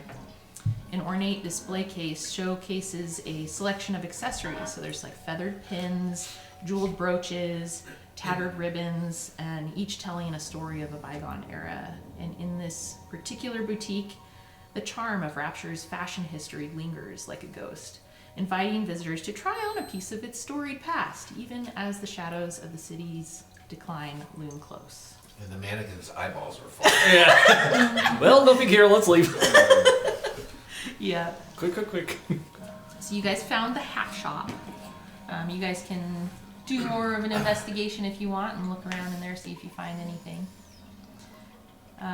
And you yourself, like, he was marveling at all this stuff and you brought him in there, but as you're walking around, you can't help but to feel like you still are being watched. Like, you still have that creepy, ominous feeling that, like, she's kind of dwelling on the image that she had seen in her head, and you're kind of dwelling on that feeling of, like, I really feel like somebody's watching me. This is super creepy.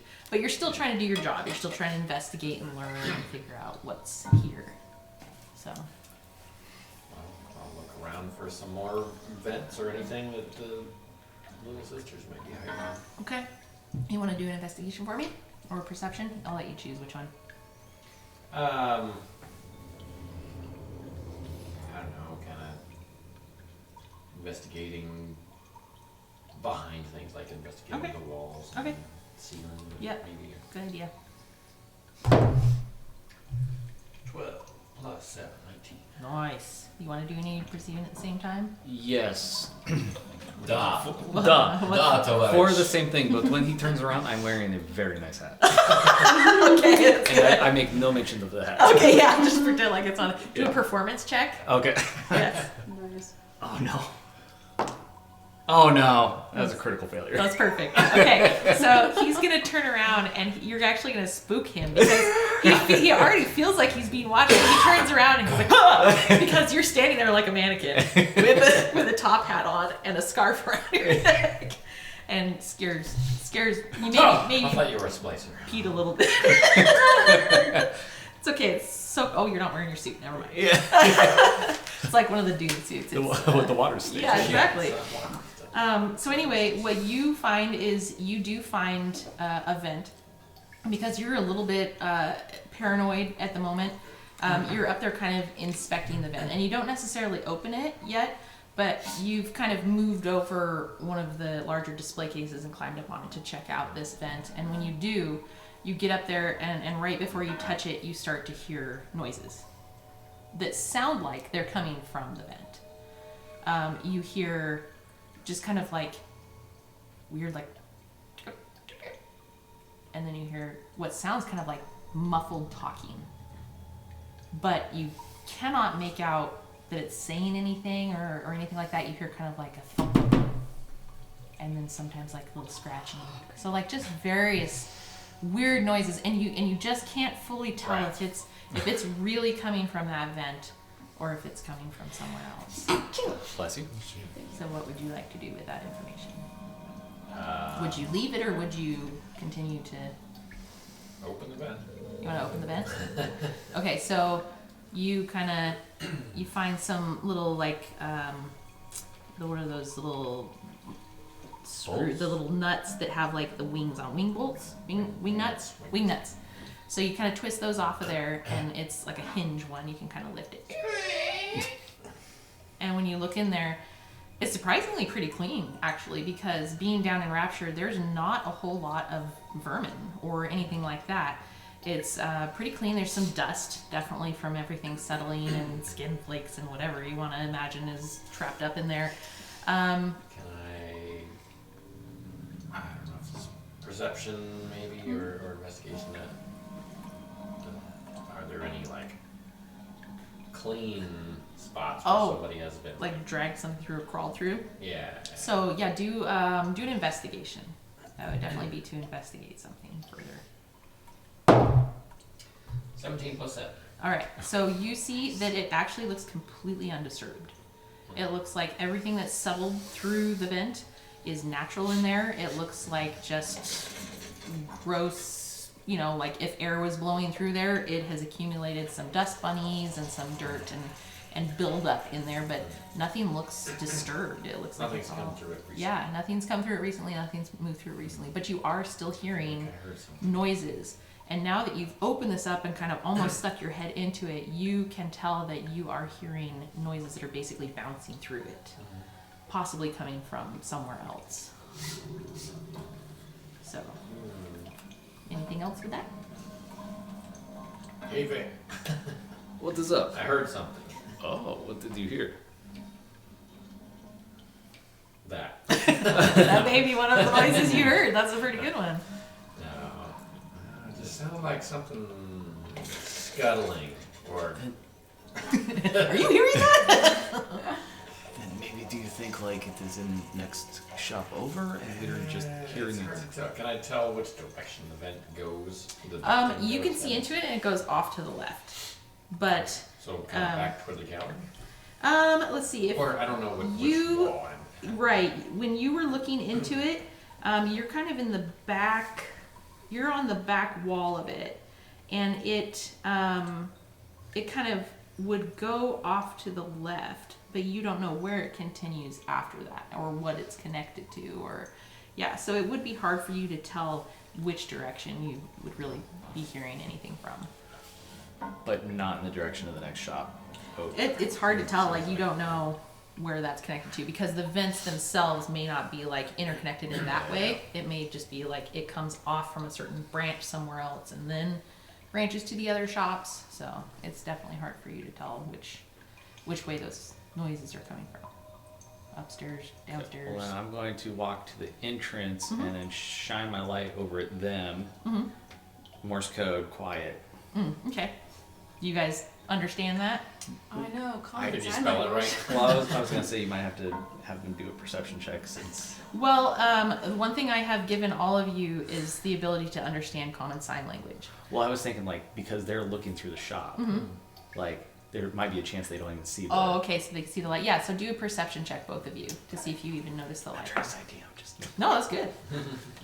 15. Okay. 19. Okay, so since there's some nice flat surfaces in there, you do see this reflection of this light going on and off, and you kind of turn around and notice that there is a flashlight coming directly across the atrium from where they would be. And you guys have had some very basic training together, which has given you the ways to communicate with each other in those ways, so I would believe that you would at least know SOS and quiet and very... very small things. You would probably know way more of them because you were in the Navy. So you would immediately recognize that as like quiet. So if you want to, you can tell her But he spelled it like K-W-I-A-T. backwards Backwards R. R. Yep. Language is this? Yeah. Quiet, So- bitch. So Roger notices this and lets you know that there's been a suggestion to proceed quietly. So, do you guys want to check out the next shops? Yes. Move on to the next one? Okay. Okay. So you guys move on. Yes, so Passing the elevator? yes, so they're gonna pass the elevator, which to you very obviously looks like is broken. That elevator does not work. Sucker's busted. But Don't believe it. it does have a sign on it that tells you that elevator would lead to the apartment spaces. So it would have connected somewhere to the city west where the apartments were, or are still. But it seems like that elevator itself is out of service and not functioning right now. Right. Yeah. Let's keep going. So you, the next shop over, that one is called the Gene Bank. So that one, you guys enter quietly. Gene as in. G-E-N-E. Okay. Jeans It's everywhere. just jeans. It's just Denim from wall to wall. very specific clothing. So this one is dimly lit, again, plasmid shop that pulses with an unsettling energy. Nestled within the depths of Rapture, the walls are lined with glass cases housing colorful vials and syringes, each glowing. Some of them are glowing faintly, and some of them look like they're completely off or maybe not viable anymore. And each promises power and transformation. Like that's what the ads are kind of showing you. Like, ooh, try this new one. It's gonna totally give you cool hair colors or something like that. So there's just like hundreds of different ones, and some of them are like promising hair growth, and some of them are promising, you know, like better eyesight and things like that. So these are kind of like the snake oil salesman would have just like hundreds of different types. So things that you would not have actually come across in the Bioshock games, but things that you think maybe people could have actually tried to create to make money, to entice other people, like, oh yeah, buy this one, it does this, it's great, this one's for erectile dysfunction. Dispense milk. Yeah, exactly, from your fingers. So just weird stuff, and you see some that look like maybe they're working, and some that maybe they're not, and as far as you know. So the air is thick with the tang of chemicals, mingling with an underlying scent of something both enticing and grotesque. Behind the counter, a dusty, there is like a cash register type thing. It's sitting there kind of just collecting dust. And around it are kind of some cryptic, weird advertisements for different plasmids and different things that are obviously like impulse buys. Like, oh yeah, I need one of those, like 5-hour energy, you know, those kind of things. And then there's a faded map of Rapture hangs crookedly, marking locations where these enhancements can be found. Each point to a reminder of the city's once thriving experimentation. So there is kind of a map there that gives you kind of an idea on where people could use different plasmids. So like, if you're going down to the racquetball court, you want the one that gives you strength and dexterity, things like that. And so it's giving you kind of these advertisements on like, oh, if you're going to the theater, you want this kind. And if you're, so it's basically just a way to hype people up for like, buy all these sorts of different plasmids that you want to try for different things. You know, these ones make your nails grow better, stuff like that.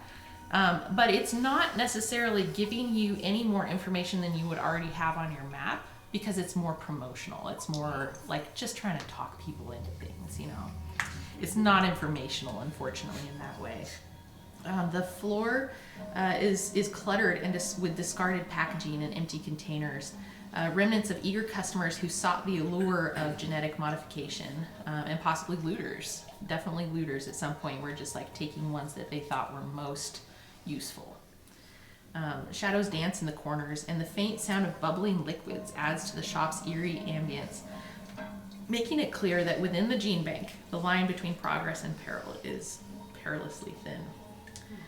So if you guys want to do some inspection, do some investigation rolls, and see if you can find anything that's viable. Okay. Yeah. Before we do anything, though, I tell Roger here, don't touch anything. Don't touch anything. Yeah. It's a good idea. Yeah, you might want to trust the doctor. Investigations. Use your eye. Oh no! Oh no. Okay. Okay, play this better. He touched something. 7. Okay. So that's So as you're kind of walking through and she says, don't touch something, the next step you take, there's a crunch under your foot.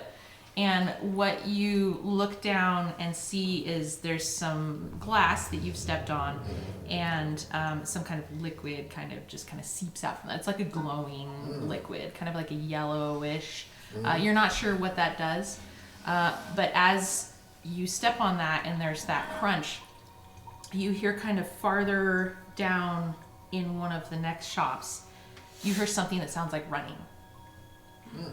And you can start to hear more of this like muffled talking that he was hearing.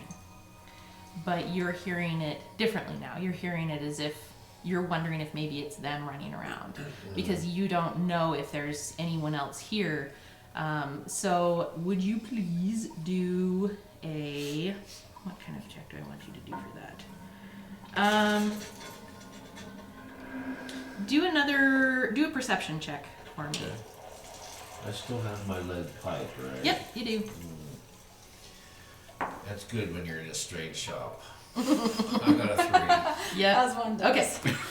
Okay, that's fine. So all you know, all you're thinking at this point is it's them running around over there trying to do something or find something. No worries. So you're maybe a little bit worried because you're wondering like, why are they running? That's weird.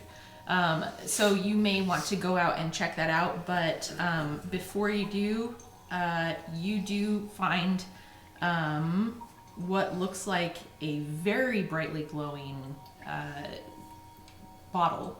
It's a glass bottle, and again, it has that kind of gold filigree top to it. So you do find. Gotta find the right one here.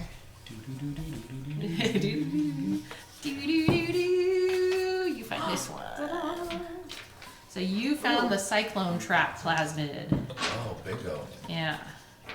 So of all the ones that you find in there, this seems to be the only one that would be A, viable, and B, useful and important, and not just growing your hair back Okay. or fixing And- erectile dysfunction. Are we collecting the plasmids? So you guys are taking them with you. We're gonna take them back to the surface for lab investigation? You guys or- will be able to decide if you want to use them in the moment or if you do want to take them back. It kind of Okay. depends on your alignment and how you feel it would help you in the moment or if it would help someone Maybe else. when in the we moment. connect with the guys, we should talk about it. Absolutely, I agree. Yeah. Right. Okay. Do you want to know what this is? Should I read it to the Oh yeah, you participants? can read it out to them. It's like the hypnotic pattern spell. Yeah. You create a 30-foot inside a 30-foot cube. You create a pattern. Each creature who sees the pattern must succeed on a wisdom saving throw of. Where is it? Wisdom save. It doesn't say exactly. Yeah, it usually doesn't save. It's based Okay. on your Your character sheet. your character sheet. I think whoever's wielding Okay. it. Okay. Yeah. If they fail, then they are charmed and they have an incapacitated condition at speed of 0. So, nice. Yeah.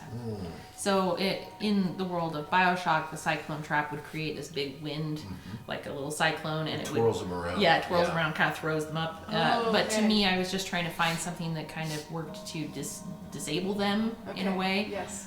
So this will kind of do something similar. There wasn't Kind of anything more that. like a hypnotic. Yeah, exactly. This one, there was no way to kind of translate into the wind that was just for like one person or something like that. So this was kind of my version of that I could come up with that was best for that. So, Let's get out Cool. of here. This could come in handy. okay. So, you guys leave the gene bank Okay. and you guys have left. Do you want to go to one of the next shops? Any of those? Yeah, I think we were making our way while they were making their way downtown. Okay, that's right. Okay, so you guys kind of come out of the next shop and you can see the kind of broken down, not lit up signs of what the next couple shops are. The one next to the Top Hat and Tonic is called Dandy's Attire, and that is a little clothing shop. And then next to that, there's a place called Little Sisters Snacks. So And you don't know if that really has to do with the actual Little Sisters, Yeah. or if that was just a woman named who was called Little Sister. So Little Debbie, huh? yeah, Little Debbie's. And then what's the one at the very end? Because At there the should be very also. end, the next one is called Engineer's Emporium. What do you think? Maybe they have pierogies in the Little Sister. I mean, hot dogs. American hot dogs. Yeah, let me know which one you want to investigate. Well, the one that, I mean, it's hard to say, but maybe the one at the very end sounds like the most possibly The useful. engineer? Engineer. what Okay. was it? Engineers. Engineer's Emporium. Okay. So that one, you guys go to walk into there. That one, just even. Do we perceive anything on the way there? Like any You still hear some of those noises, and you're hearing it from as you're walking through the atrium. You are hearing it kind of coming from that left side of the shops, and it doesn't necessarily seem to be getting any louder. And every time you stop to hear it, it stops.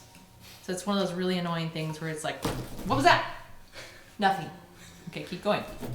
What was that? You know, it's frustrating because you're not really getting a good handle on where those noises are coming from. But you get to the opening of this shop, and I mean, it's pretty obvious. You can see into it while you're just standing there. And the Engineer's Emporium stands as a cluttered testament to Rapture's once thriving craftsmanship. It's a small tool shop. It's crammed with an array of rusted gears and wrenches and gadgets, all haphazardly arranged on wooden shelves that sag under their weight. The air is thick with the scent of oil and metal, punctuated by the occasional whiff of dampness and encroaching water from the encroaching water.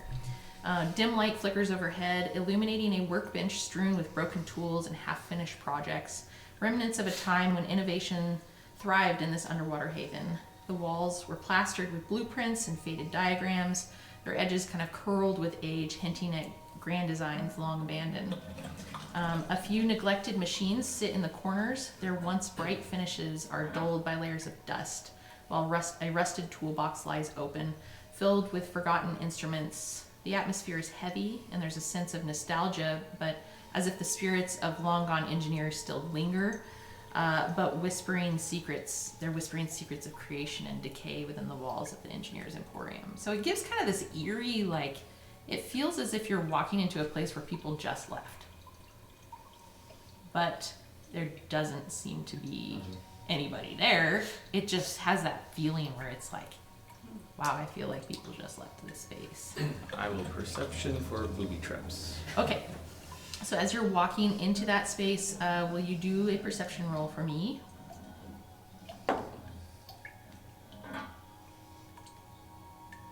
13. Okay. Since you're a rogue, do you want to do anything like that too? Would you be looking for anything like that, or would you be looking for something else? What would you be looking for going into this space? Are you looking up? You're looking down? Yeah, I'll be Around? like- What do you? I think I was most intrigued by the. You said there were like blueprints and stuff on the walls. Mm-hmm. You want to go Like, check go those out? check those Okay. out. You do a perception or investigation for me. Choose or Choose. Yeah. Go ahead. investigate the blueprints. Okay. 8 plus 7. Okay, so you start to kind of walk around to the right side where the blueprints are, and you're kind of looking down further and kind of looking to see if there's any sort of things that might be set by someone as a trap. And as he's walking in, you notice that there is actually a trip line that has been set in there. And right as you notice it, he's passing right by that space, and he does actually trip the tripwire. And as he does that, you look over to the left on the wall where there's these huge like cogs and big metallic tools and whatnot that have been they're on what looks like they're on the wall, but now that you really look at it, you look like they've actually been set up to fall.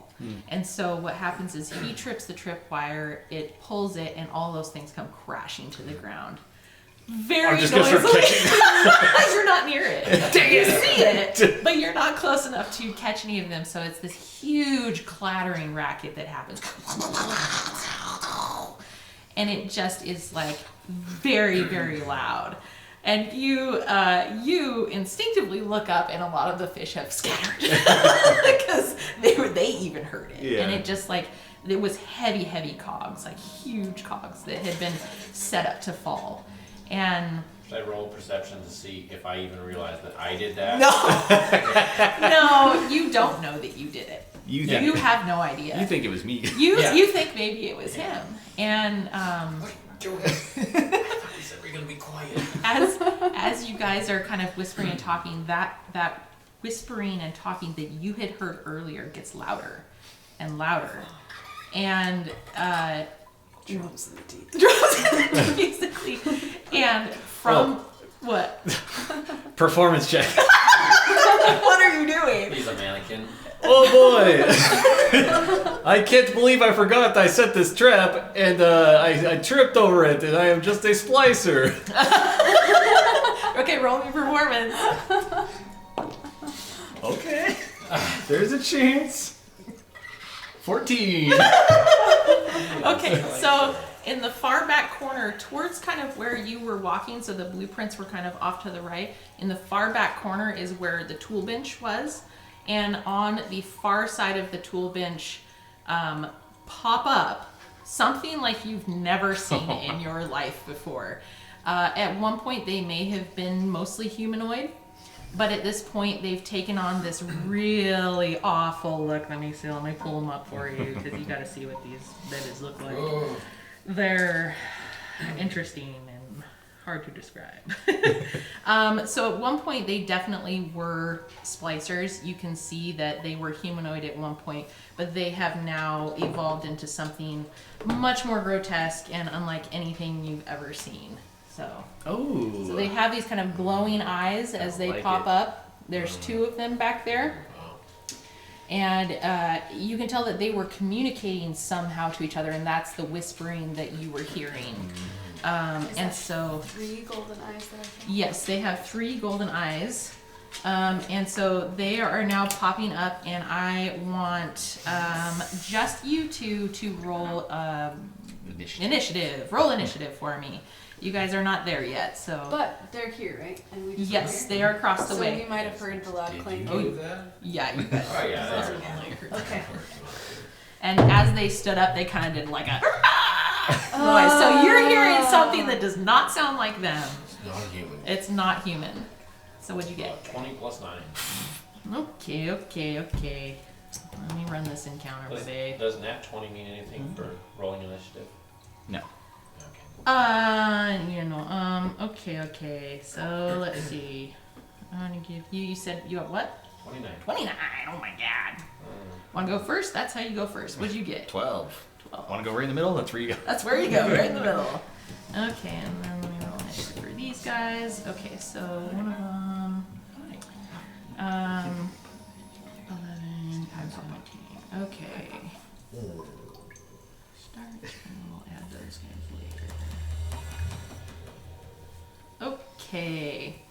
So, player A, that's gonna be you. Will you please, would you kindly tell me what you're gonna do? You are now the closest one to 2 of these guys. Let me get them out here. So, let's see. Is this Who's like who? this So this scene is the in- doctor. Sherlock Holmes, where he goes, meat, potatoes. Yes, pretty much. Okay, so then we've got Aaron. I think I'm gonna make you this guy, and then Dad, you're gonna be the red one, Good guy. and you're gonna be the blue one, Okay. and Jonathan, this one is. We're gonna pretend it doesn't have boobs, but that's you. Okay. They're pecs. Yes. Big manly pecs. These were the closest things I could find. These were from. It's a feminine figure, but. So in this shop that you're in, you were kind of off to the left. You were more back to the back, and now you are staring down these 2 guys.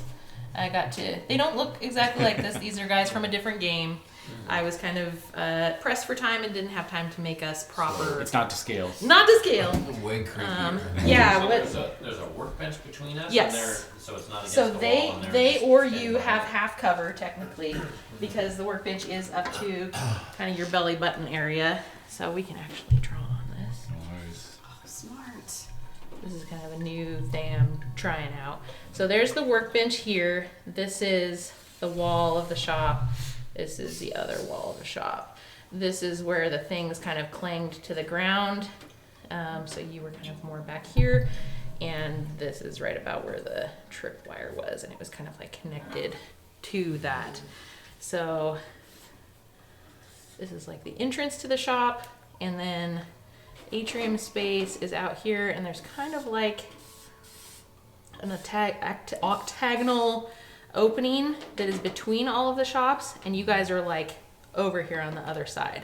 So there's like another shop opening here, another shop opening here, another shop opening here, and then this is where you guys kind of came in, was from there.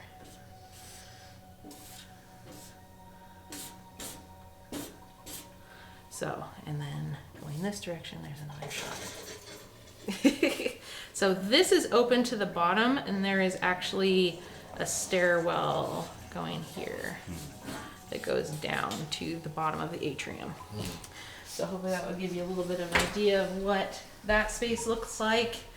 Sorry if you just said this is pretty open. No, it's not. Oh, There's a bunch of- there's like shelving, and there's just like crap everywhere. There's like, and the shelving's pretty high. It's like 6-foot shelving. You can see through it to what's going on in the far area, but you would not be able to run through it. You'd have to kind of go around. So I would say that this is kind of like difficult terrain through here because it's very narrow paths and narrow shelving and whatnot. But I don't feel like drawing all that. So you're gonna have to use your imagination. But they are in the back corner of the shop, and so now are you. So let me know what you want to do to them.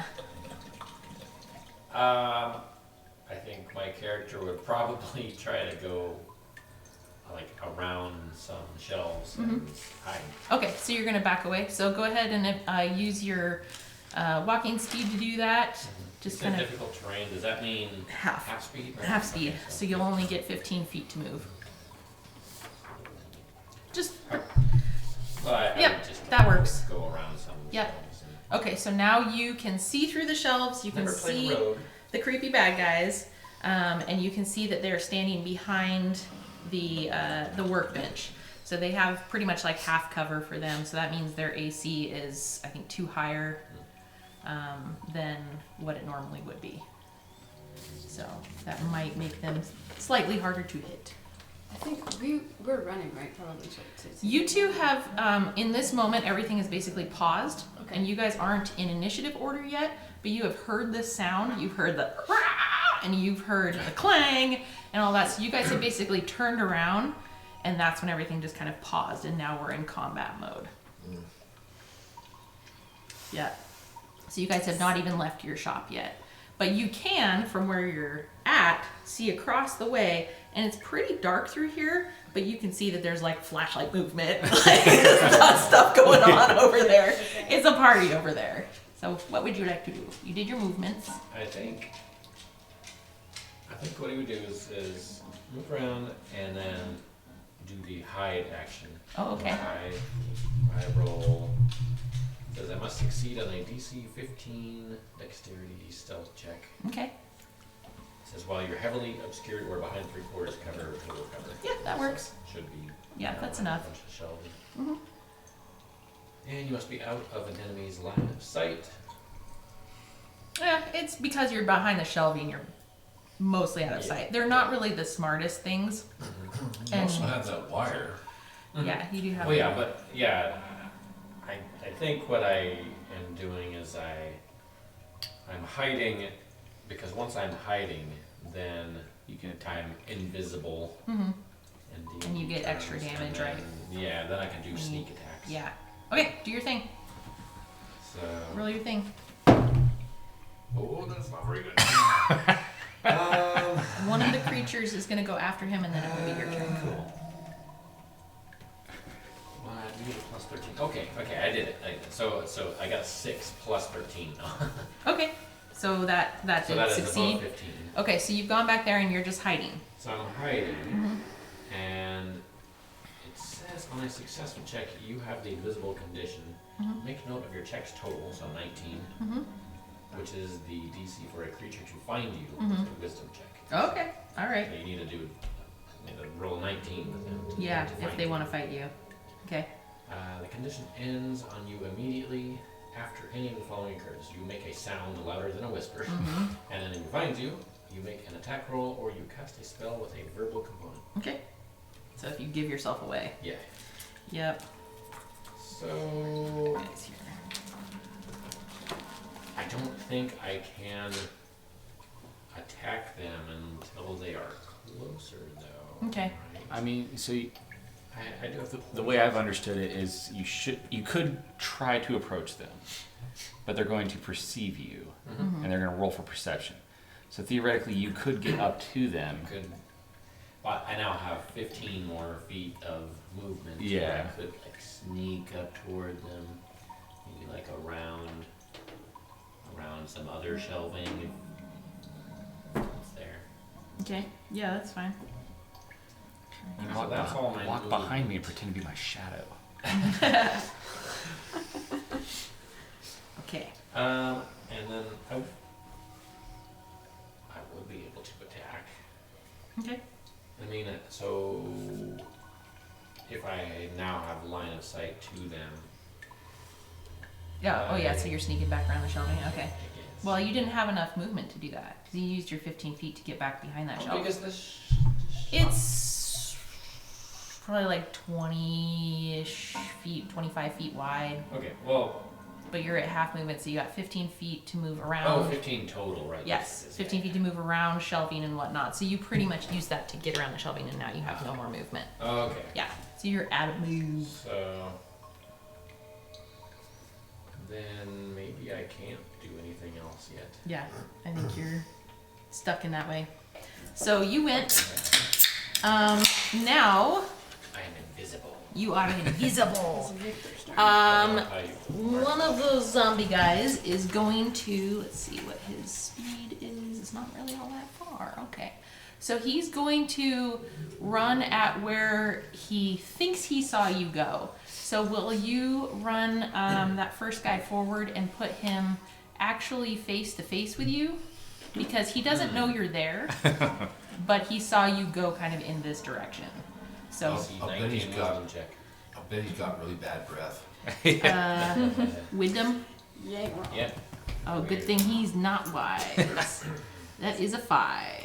So he did not see you at all. All right. And he is just going to kind of stand there for now because he cannot get to anyone. Yes, he cannot do any of those things. So, Victor, it is your turn now. Perfect. Alright, I'm going to run towards the same guy that's standing in front of Lippy. Lippy, not Blippy. Oh no, your name is Blippy now. Oh no, you did it to Because he yourself. flips out of existence. Yep. All right. What would you like to do? I'm going to stab him. Yeah, in the stab him. Face. All right, stab him in the face. All right, roll to hit him, please. Excellent. D20? Yes. Alright. Yep. Do your corner. And he, Oh my lord. well, he does not have cover anymore, so he does not have an added AC. So tell me what you got. 13. That actually hits it. Wow. Yes, these guys are not hard to hit, actually. That's surprising. Yeah. And you thought you hit him with a wet noodle, right? Yeah. So go ahead and do damage to whatever weapon you're going to be using.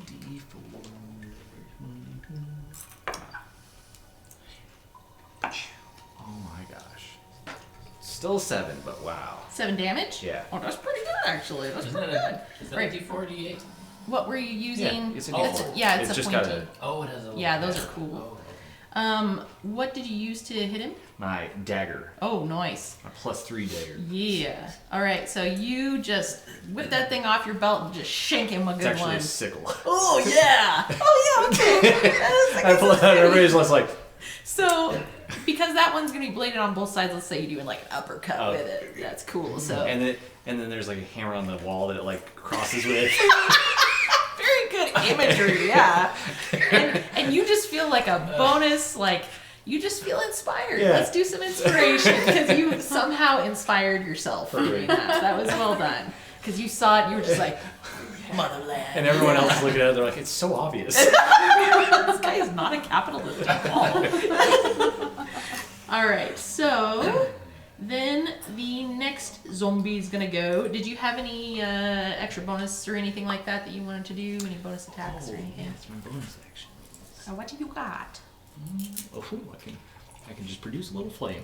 Okay, you can do that. Which I think can be used as flame eventually if you wanted to actually throw it. Oh yeah. It does do damage. But it creates really nice light. That's what I use it for in Velders. Yeah. It's my flashlight. Yeah, no, I'm good. No? Okay. Alright, so the next guy is his bonus action is going to be he is going to actually scream very loudly. So you're going to hear what's like right into your no, not that guy. Yeah, the guy in the back. The guy. So he's going to create this awful ear-piercing noise, and then he is actually going to you're going to see him almost disappear, but what he becomes is like a little cloud of, let's see, where do I have a description for it? Magically transforms into a dark purple void ghost form. Ooh. So he basically poofs out of what looks like existence, but what you see left in his place is like a kind of wibbly wobbly purple see-through version of him, and it's kind of got these like ghostly clouds coming off of him. So it looks as though he's almost not there, but he is there. He's just resistant to many things. Like checking your history checks and whatnot. Anything about that? So let me actually do a little condition marker for him so we know that he is. Yes. So that gives him.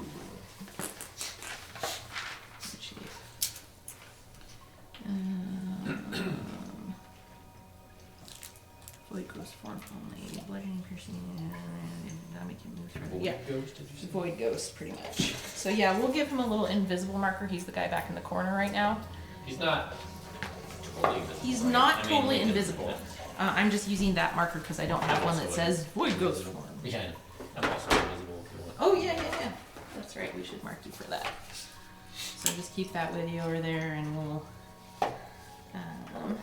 use that. Because you'll probably do that more than once. You can hold on to that little marker.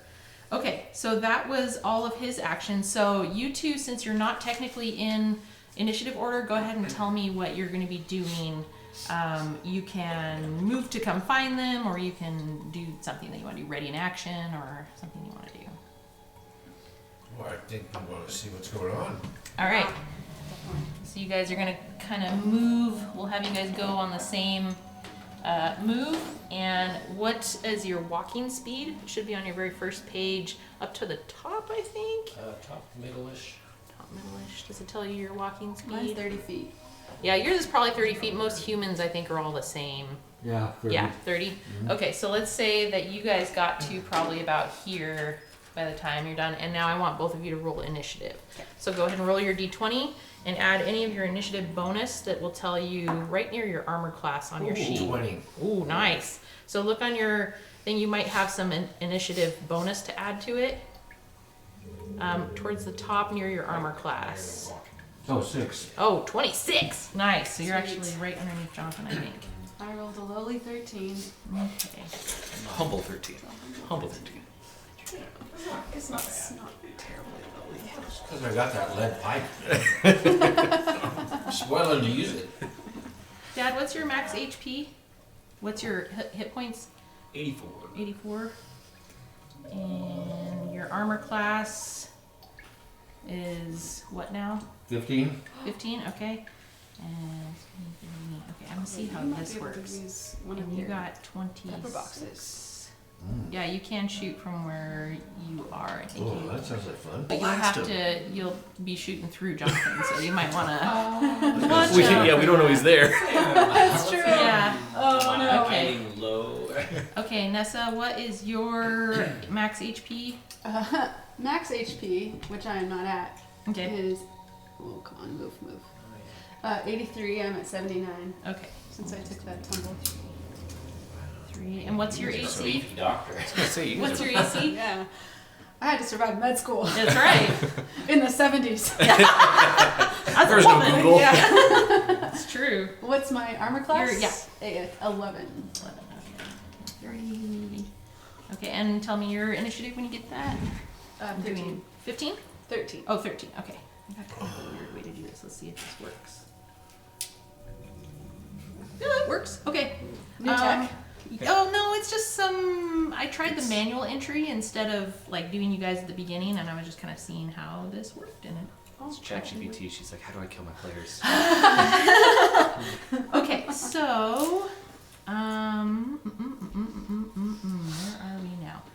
Okay, so you guys are now in initiative order, but you've done your movement, and what we're gonna do is we're gonna come back around to you guys having an actual turn.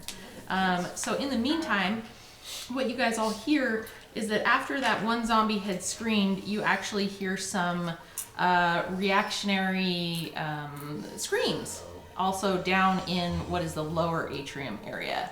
So you don't see them, but there are a couple more dudes. We had to go shopping. We had to.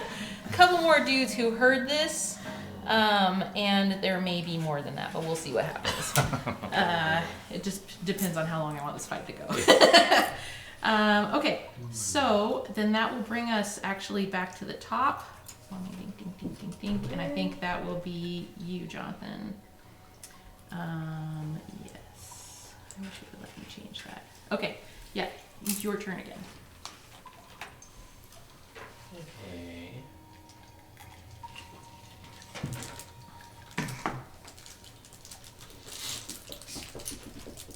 So I'm still trying to learn how to play a rogue. That's gonna be this whole game, Jonathan. I know. No excuses. Just play it. I know. So I thought you I liked think D&D. I can. I make him That's play alright. it. I force him to play it. He hates D&D. Hey. He hates nerd stuff He altogether. hates games. I think I will sneak attack. I will use something called sneak attack, supreme sneak. Whoa! Whoa. Supreme. Supreme sneak. Beach Supreme. So Yeah. it looks like normally I Comes can. with sour cream. Yeah. And guac. So with sneak attack, I can deal an extra 5d6 of damage. So I will do, but with supreme sneak, I will reduce that by 1d6 in order to keep my invisible condition. As Oh! stay behind cover. That's badass. That's So cool. I. I made this character and I didn't read it at the beginning. Wait a second. Well, what weapons do I have? So I have a whip. I don't have a. Oh, okay. And you got your I don't have a garrots. dagger or anything yet. Unless you want to You got your piano use wire. an improvised weapon that you find right around you. Yeah. You're in a tool. Tools. Yeah. That's true. Can you move to his back and Yeah, I know. I have the piano wire. Could try that. I was thinking that if I could, what damage would that do? How would I know Let me that? look something up. Choking damage. You could just do like the cinnamon roll thing and just like pop Tried it. it. Oh yeah, with twine. yeah. I use dental floss. Yeah. What damage does your whip do? Wait. Does 1d4 plus 5. Let's say it is one. I'm assuming I can't. It'll be 1d4 Use- plus 4 or something like that. It'll be right around the same I'm thing. assuming I can't use my whip on this guy here. You probably could. Or does this have a range on it? I didn't study Well, the it whip. has a, yeah, it has a range of 10 feet, but I don't know, just Range of max 10 feet? Yeah. Then you can use it on him. 10 foot reach. Yeah.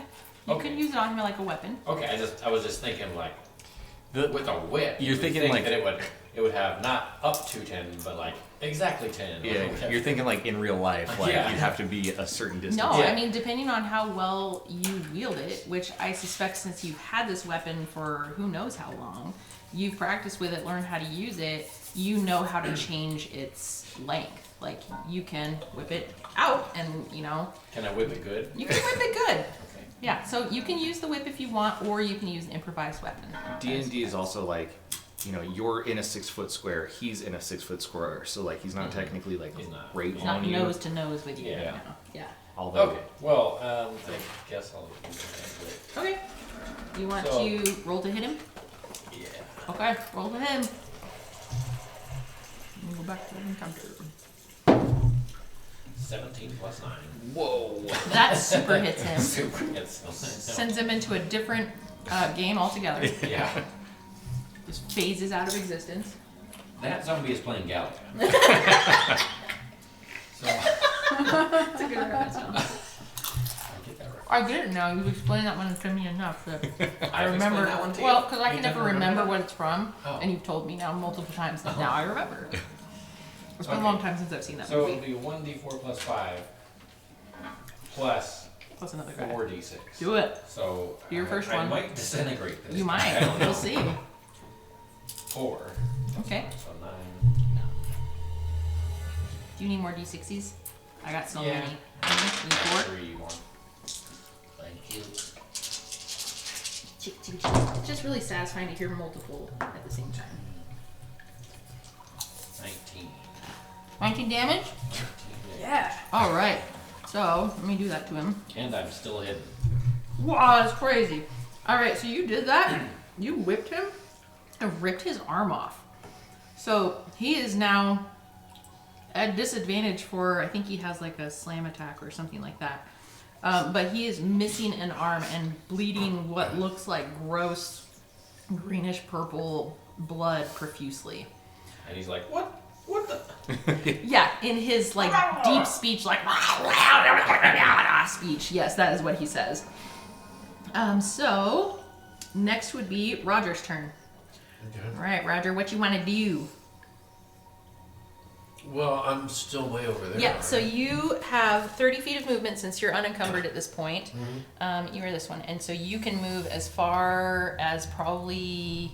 So if you wanted to use your guns, you can move over to the side so that you're not in anybody's. Like, you don't actually know where he is though, because he's invisible to you as well. And you did not see him go invisible, so you have no basis of knowing exactly where he is. Okay. So if you want to tell me where you think your character would go in, this is about the range you would get to from where you were. 30 feet. And in D&D, every combat, each turn is made up of 6 seconds. 6 seconds, so each is technically 6 seconds long, and there is movement, action, and verbal, and then they don't have to be in that order. But And those bonus action if your character has them available to you. yeah, those are the 3 things that you can and should do during combat. Yeah. And movement doesn't always happen to have to happen all at the same time. You can move and shoot and move and shoot, but you have like the bank of 30 feet that you can use up Yeah. in your movement. Unless you come into here, now you're going to be at half movement because there's so much crap in this room. So on your next turn, you'll have only 15 feet to move. Okay. But how far is So let me know, do you want to be on the left side over here or the right side over here? was there any chance I could pepper box this guy here? You could. Yeah, you have a straight shot to that guy. Well, But he is invisible though. I mean, Yeah. not invisible. He is still visible, but he's a cloud. Yes. He's basically a purple cloud. So he doesn't. We don't know So what that means. he's kind of like translucent. oh, So to you, that would be like, can I hit this guy? Like you're not really sure that your bullets would do any good okay. to that. Then I'd probably hit what's more immediate. Yeah, and this guy is a solid thing. So And Lippy here. Yeah. You're invisible because you're ducked down beneath like some layers of shelving, or I'm just really good at hiding. yeah, okay. he's just You know, so good at I'm hiding that sneaking around. he looks like a getting pile the of stuff. It would be like if Jonathan went around this corner and then activated his hide and then wasn't actually invisible, but like as he's moving across the room, as long as we're not hitting our perception check of him, Okay. we wouldn't be able to see him. Ooh. Okay. Okay. You know how when babies are babies and something goes away, Yeah, they don't object have object permanence. permanence. and if it came back around the corner and he was Somehow invisible, I you'd be like, affect huh? your Yeah. perception. Exactly. Makes sense. Or it's Okay. like in So do you want to shoot at the guy who's mostly solid? Yeah. Okay. bring So back what you would do Sherlock Holmes is again. you would roll Probably gotta your do one. d20 Uh-huh. and then Painted myself. oh I love that one. And then on your character sheet, look at where it says your pepper box, and there is a number to add to that. So it's the first bonus number. 6 plus 8. All right. That hits him. So go ahead and do your damage. So looking at your pepper box, it'll tell you what to roll for damage. Tells you like a 1d6 or a d4 or d8. 1d10 plus 2. Okay, so that's gonna be the one that Piercing. looks kind of like this guy, Dad. The one that doesn't have all the big numbers on it, but the one that looks identical to that one. Diamond. Yeah. This one? That's a d8. Yeah. This one? Yep. So roll that guy, and then Okay. add the bonus to it that it said. It says 9. Yeah. 9. Oh, nice. Plus. The bonus. What is the bonus? It was it tells Plus you. 2? Yeah, right after the die number. It says 1d8 or 1d10 plus. 2. Yep. So then you did 2 plus 9. 11. 11? Okay. Nice. So Roger comes running in And I 11 that sucker? and sees that there's some weird purple mist over here in the corner, and then there's Victor is engaged with this guy. Congratulations. Wow. You found your true love in Rapture. There's this like creepy looking zombie thing right in front of him. It's got 3 glowing eyes. It's kind of drooling this gross slimy stuff, and it's foaming at the mouth and just like, and you just take your pepper box off your hip and just blow, and the guy's head just explodes, and you killed that guy. Yeah. So that one He is had it down. coming. All right, next Nessa, what would you like to do? I'm gonna run my 30 feet. Yep, that guy did. Okay. All right, so you can run in and you get basically to this line somewhere about right where Roger got. And I'm gonna cast with the power of science. Yes. I'm gonna cast Bless on all you guys. Nice. At first level. Okay. So that means that any save or attack, you can add an extra D4 Okay. to that. Yeah. So anytime you go to hit a monster to roll your d20, you get to also add a d4 to it, so you'll get to roll that with your d20 and add that too. Oh. It's a little bonus. It's a really nice bonus. Bonus, and let's see here. I don't need to roll perception or anything. I see that purple mist and I can be weirded out by it, right? Mm-hmm. Yep. It's freaky. All right, I'm going to then my bonus action produce flame, Cool. and I get +8 to my ranged. Oh, nice. Okay. Yeah, you can wield it as a weapon. 13 plus 8. That hits him. Yeah, and Yeah. that's 2d8 fire damage. Nice. Okay. D8, D8, D8. This one. 4 and 7. 4 and 7 for Yep. damage. Nice. 11 points of damage. Yes. So Nessa Ow. runs in and her hand lights up with flame. One hand lights up with flame, the other with what looks like glowing, radiant something. You don't know. Her hand just, Sparkles. yeah, it just lights up. And you've got your flashlight in that hand, so it looks like your flashlight is igniting or something. It's hard to tell what's going on. But you guys all feel suddenly a little bit luckier.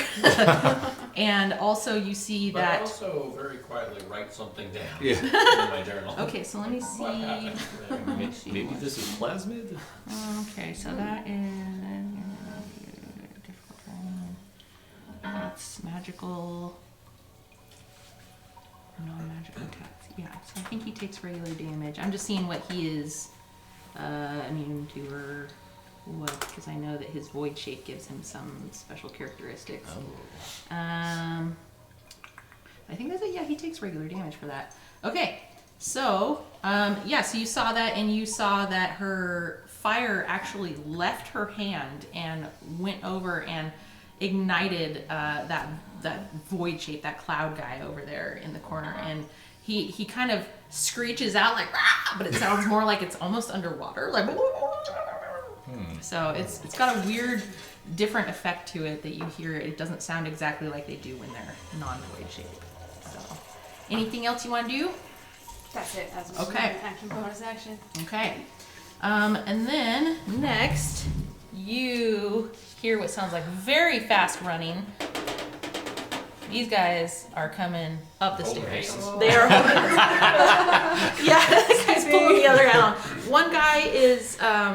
He looks different than the other ones. He looks bigger, meaner, and possibly magical. You're not really sure. He's got some. His hands are kind of glowing, but the other guy looks like just another grunt type guy, like you were fighting before. So, let's see that guy. And he cannot really get to you guys yet, so they're not going to do anything specific. Oops. But we can hear them behind us. Yes, you can hear them coming. Okay, so that was you. Okay, your turn. Victor's turn.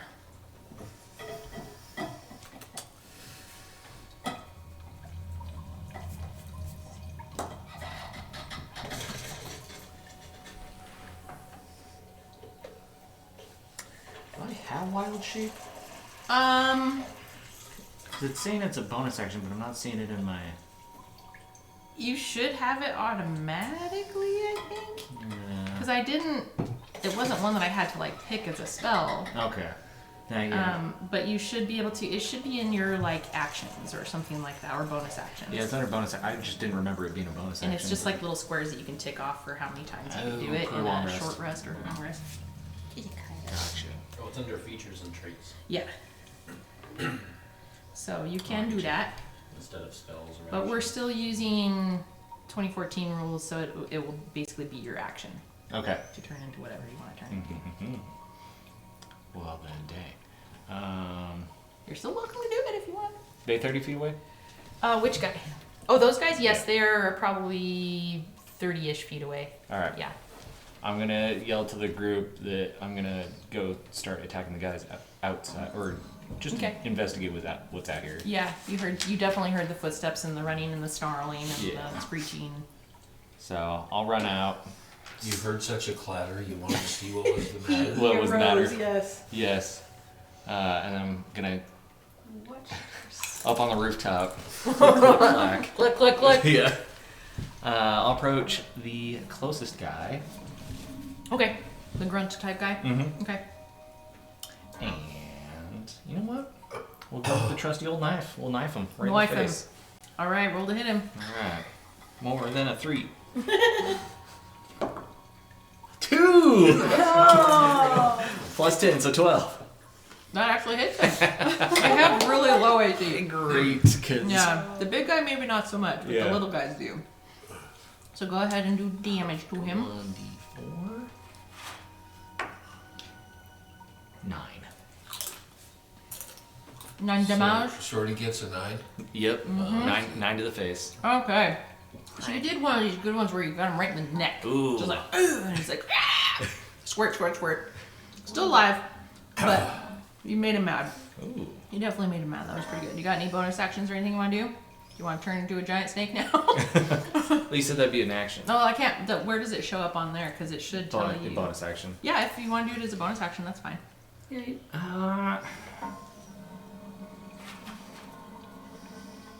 I'm just trying to he's a marine biologist. And there's not a lot of marine biology animals that makes sense to. Well, you're not in the water. Yeah. I mean, I'm You sure could turn into a giant crab. No, it means you were in the Marine Corps. an anchor. The Marine Corps. Ooh, giant crab. Giant crab or like a lobster or That's really cool. a sea star that could grapple him. Moving really slowly, unfortunately. Or Let's do big ol' octopus. oh, that's pretty good. Yeah. Okay. You got an octopus ring? Actually, yes. In that. Wait, where'd my bin go? Filing cabinet under O. Yeah. The dinosaurs might be in the way. But you can open this. They are right in front of him. Or they keep going. That's awesome. I'm a Goodwill. The bats in the way, of course. I also really like this guy. Oh, that's a farm. You can be a farm if you want.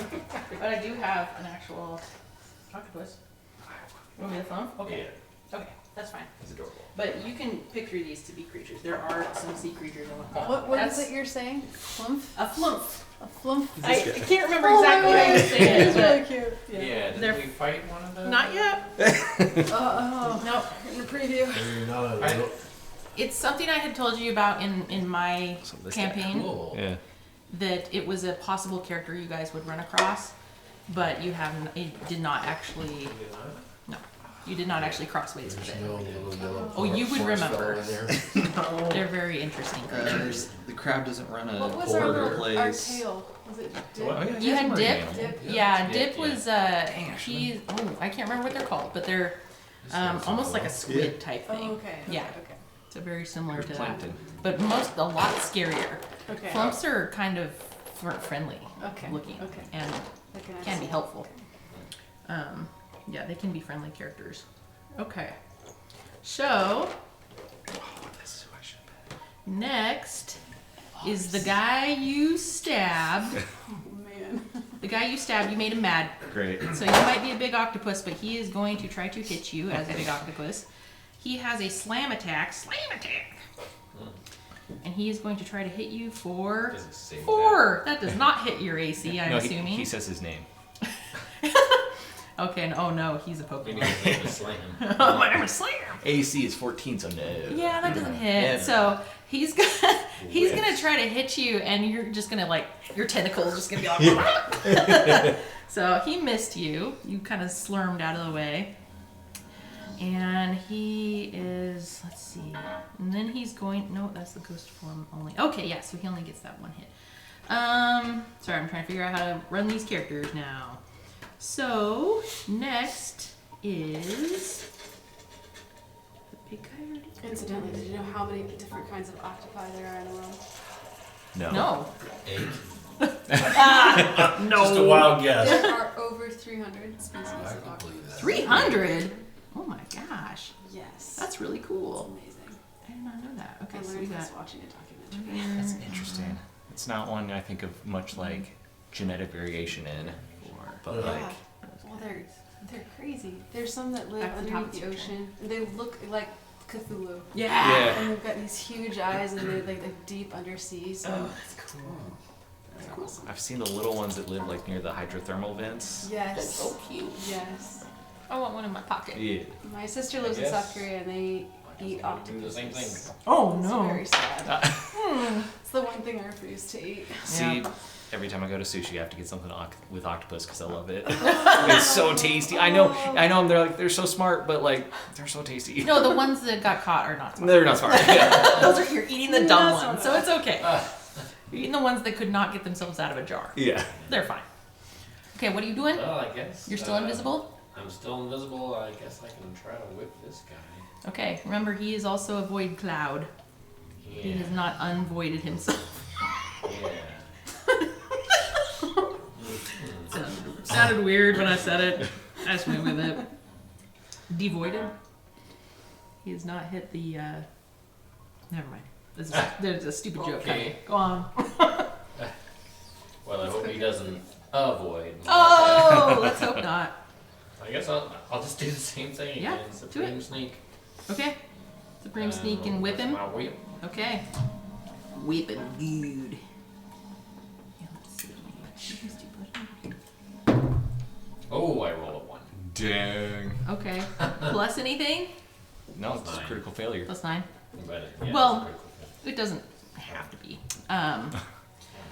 Okay, so yeah, so you go to whip him and it just goes straight through his incorporeal type body. And is there anything else you want to do? Any bonus stuff or any movement you want to make? So do I? Well, You can still move. Let me remember what exactly the requirements are for Supreme Sneak. Mhm. If you have a high action's invisible condition, this attack doesn't end that condition. Yeah, I guess it's stay. Yeah, you can stay invisible, Yeah. but if you want to move, you can move. If you want to. You only get 15 feet while you're in the shop. What is this all? That's a wall. Full wall? Yeah. So you don't have like Nothing full there. line of sight. You can probably see Vic's Yeah. butt, but that's maybe it. As an octopus, Yeah. you can Guess see his I'll head, In the his suit still? mantle. yeah. He's got little tentacles hanging out of him, out of the And arms and legs. I don't actually, come to think of it, I don't actually have line of sight here because there's shelves in the way. Should Right. I have moved in order to, maybe that's why I completely missed. Maybe that's why. Yeah. I think it's mostly because he's a cloud. Yeah, if I come over here, would I Yeah. have line of sight and Yes. still be hidden? Yes, you can still be hidden there. Yep. Okay. Yeah, that works. So I'll go over there for now. Okay, that works. Okay, Roger. Roger, Yeah. Roger. Roger, Roger. Wait. What? Just remember that you have 1d4 to add to everything you do. Oh, that's true. That's true. You are That's a blessed. good point. Ooh. Yes. So if you need it, I mean, sometimes you just don't even need it, but yeah. But it is good to roll the 1d4 for his attacks Attacks and saves. and saves. Okay, That's it, just not damage. Okay. So if you, what would you like to do, Raja? I want to go help my mini-armed friend out there. Okay. Are we at all surprised at what Vic has become? I was gonna say, So as you come out, you're gonna see an octopus on the ground, and Is be he gonna be wearing the spacesuit thing? no, but he's got kind of the same hairdo. Like somehow he's like, Never seen that an octopus there. looks familiar. Yeah, I mean this is a new thing. It's weird. You don't know. You're in Rapture. Who knows? There's zombies. So like whatever. So you're a little bit confused as to why there's an octopus there, but he seems to be fighting the bad guy. So he still has the flashlight and he's like Morse coding. oh, that's cute. Yeah. In one of his tentacles. Yeah. So yeah, if you want to, do you want to attack this guy? Yeah, You- he was the guy I clobbered last time, isn't he? You Shot? you shot that guy and killed him. Oh, right. He was in the shop. Yeah. Do you want to stand back and shoot, or do you want to do close combat and bonk, or what would you like to do? Stand back and shoot. Okay, so I'll put you back here a little bit. Okay, so go ahead and if you want to shoot your gun again, you can target that guy. Yep. 9 Yeah. Plus something, yeah. Uh, 4 maybe. Or... plus The first number on your pepper box, the bonus number. 8. Yep, that hits him for sure. Wow. 17. Yeah. We're level 10. So go ahead and roll your damage for the pepper box, Damage which is- was a 1d10, which was your pyramid, or not pyramid, but This, diamond D type guy. this guy? Yes and no. That's the one that has the. Oh, this one. It's the one that's identical to it, but has the single numbers on it. 2. Okay. Plus, I know you had like 2 It's extra, I 2. think. Okay. I think that 1d10 is- plus 2. Yeah. Should be your, yeah, 1d10 plus 2. Okay. Piercing. That's that guy. Okay. So 4 damage to that guy. All right. So that one, it definitely takes out his ear. It just was like, and his ear is just like gone. It's- favorite ear. Yeah. He'll never hear again. Yeah, his right ear is definitely gone. All right. He might be irritable. So you're a fighter. I think you actually have more than one attack that you can do on your turn, if I'm right about that. Because you're over level 5, which is 5 where you get another attack. So I think you can probably shoot again. I did forget that. Let's shoot Yeah, again. go ahead and shoot him again. So go ahead and Move our aim Yeah. 2 inches yeah. to the right. So roll your d20 again to hit his AC again. Okay.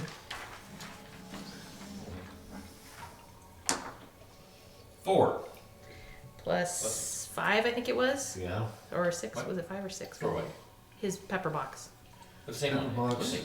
Plus 8. 8. Oh yeah, okay, Same- that hits him. same- I couldn't remember what the number was. My brain just immediately forgets those things. All right, that hits him. So go ahead and roll your d10 again to do your damage. And then Well, plus let's blow 2. his head Blow off. his head off. Come on. Oh, What? 1. Plus 2. All right, another 3 That damage. scratched him. That's okay. You shot his other ear off. This guy is earless. He is earless. But you're just like, you're a little bit shaky and you're like, "Pachoo, pachoo." Guy's missing some ears now. We gotta get one in the middle. Yep. All right. So now, that guy's dead. Nessa's turn. Which guy's dead now? So the guy in the shop is dead, but everyone else is still alive. This guy just lost his ears. This guy has not been damaged, and that guy's still a cloud. And that guy over there, he looks like the biggest bad. He looks, yeah, like he might be bigger and badder than the others. All right. Well, I knew that I attacked something over here. Mm-hmm. Yep, you hit him with your fire last time. Fire. Killing with fire. I don't want to throw away any of my like super powerful ones yet. So you have 2 actions which are really good. Yeah. So each time we have a short rest, Yeah. you can use an action surge. So you basically get a 3rd action. Yeah. And then you also have this one which is indomitable, which is really good. So if at any point there's some kind of saving throw, like if he's attacking you and Krista says like roll a dexterity saving throw. These are And if they're you not were to fail it, technically you can use undead. this action They are to reroll that. They are undead. They are undead. Mhm. Aha. Okay. So I'm pretty And sure you would Krista's kind of right. recognize that You because should they get your look action, moldy so and your gross, attack, and like and a parts of them second might be attack falling per off. All right. combat. Okay. And then at some point you can also say that you will action surge. And then You should would get- suspect that no living creature could look like this. Yeah. So and you then as a doctor you would can do suspect that the action surge they were maybe not fully once dead. per short rest. Well, what I'd like to do is I'd like to channel my divinity, Yes. which is Channel the your power of doctorate. life. Channel your doctorate. Just like, oh, I'm a PhD. I'm going to turn undead on this guy right here. Nice. He has to Okay. make a wisdom save. Oh, he's not good at that. That's Okay. 10. He failed. All right. So he is frightened and incapacitated for 1 full minute. Oh, which nice. means he's going to try and flee me at any. He's just going into that corner like. And because I am so Yeah, isn't cool. there something that it says about it? They have to constantly try to move away from. Well, if he's against something, I don't know. Oh yeah. Oh, stuck? No, I don't think so. I mean, there's I don't know. there's different conditions that he could be, but that's not one of them. Like Oh, okay. petrified. And... Okay, so he is also, because I have a feature called Seer Undead. Ooh, yeah. He's gonna take 4d8 radiant damage. Nice. So 4d8. Okay. This is my d. Okay, so 4 plus 6 is 10. Plus 6 is 13. Plus 4 is 17. 17 points of Nice. Okay, let me find. radiant damage. Nice. Let me find this guy. 17. Yeah. Okay, so Nessa again, her both of her hands start to glow, and this guy immediately, you can see the fear in all 3 of his eyes. They open up very, very wide, and he just kind of opens his mouth and is like, ah! And you can see him. He almost, even as an incorporeal form, you can see that he's like sizzling and like almost on fire, but not like literal fire. But he's feeling it. That hurt him. That hurt him pretty good. He's still alive, More like still kind of bacon. cloudy, but yeah, he sizzled like bacon there. That was really good. Does it smell good? Oh no, that does not smell Not as good. good as bacon. Roll Constitution to see if you think it's. Yeah. Of all the disgusting smells you guys have smelled so far, this is by far the worst. Okay. Are these guys within 30 feet? Because they might also be turned away. They in 30 feet. Out on the edge. They're kind of on the edge of it. Like he was definitely within the circle. This guy would be like skirting the edge of it, and I would say maybe, but I think that neither of them really caught the full effect of that. There's a couple walls in the way that kind of maybe they saw the light. They considered turning to Jesus, and they were like, no. Oh yeah, it's Will live in each sin. undead of my choice. Yeah. within Oh, okay. 30 feet Within must 30 make a DC 16 wisdom. Well, do you want to try this guy too? We'll try him. He's pretty close. Whichever one is within 30 feet. He's skirting the edge of it. Okay. Did I give you all my d20s? Can I have those back? Oh yeah. I forgot I need them too. Thank you. Okay. Thank you. Okay, I'm gonna roll the eyeball dice. Okay. So wait, that was a wisdom. Mm-hmm. Wisdom 16. Wisdom boop. 12. So he also He also takes- failed? Okay. Does he So- take the same amount of damage? Yes. Or Yeah. again? Well, yeah, what was it? 12? It was 17. 17. Okay, that guy is the guy outside. Having lost his ears. 17. See, you still Okay, see that the light. guy. It was much more obvious that that guy was frying because he is corporeal. So you could see that what skin is left on his body, it's like slimy and nasty, but it was sizzling hard. It was like popping and just like, and he's also screeched out. He is still barely alive, but he is hurting real bad. He's missing some ears and he has been sizzlified. All right. So, okay, so next is the new guy. So, new guy sees this octopus in front of him, and he can tell this octopus is not on his side. So he is going to do a multi-attack against Victor. So he is going to try to hit you for 13. That's right under your AC, right, Aaron? 13? It's right at it. Right so at tell it? goes to the runner. Okay, so he hits Oh, you. sorry. 14. My bad. Numbers. You're at 14? I am 14. Okay, so he got 13, so that's right under, so he doesn't hit you. But then he is going to multi-attack makes 3 claw attacks. Okay, so the first one missed. Second one is also 13. Hey, cool, that's his number, I guess. And the third, that does hit. That's at a 23. No. Yes, so he's going to try to hit this octopus, and he does 10 damage to you, octopus. He might have severed one of your little tentacles. It's starting to. And if this target is a creature, it must succeed on a DC. Oh, gross. DC 14 strength saving throw. That's you. So you have to try. Plus 1d4. Yep. To save. Sorry, you said DC 14. 14. But yes, you do have the bless still. You've been blessified. Oh, crit fail. No? Crit Oh fail. no. Crit fail. Okay, so you are now prone. So Cool. flip your dude over, kind An octopus. of. How can an octopus be prone? It means you're Just now on your back. Yeah, you're trying to Tentacles up in the Coordinates air. are upside down. Yeah. It's kind of cute though. Where is? Oh, there's prone. Okay, can you put that on your guy? Yes, I got all sorts of flavors. Collection. Ah! Yep. So, okay, so you're prone. Probably until your next attack. I think then you can stand up Yeah. using half your movement. Half movement. Yep. Okay. So I think that is all he is going to do right now. Oh, control of the void. Ooh, he's got some Do I spooky get stuff. No. Okay, and now the guy who's still in the shop, he is not dead. But Oh, he's not afraid dead. of you. No, he's not Oh, I dead. thought he was. No, he's not dead. Oh. He's still there and still a cloud. He just has a small amount of health. Okay. But he's there. He is actually going to come out of void shape. You click on this guy again. And he is going to run at Nessa. But he's terrified of me. Oh, that's right. He is terrified of you. So he's not going to run closer to you, but you scared him back into his corporeal form. And let's see. That does not work.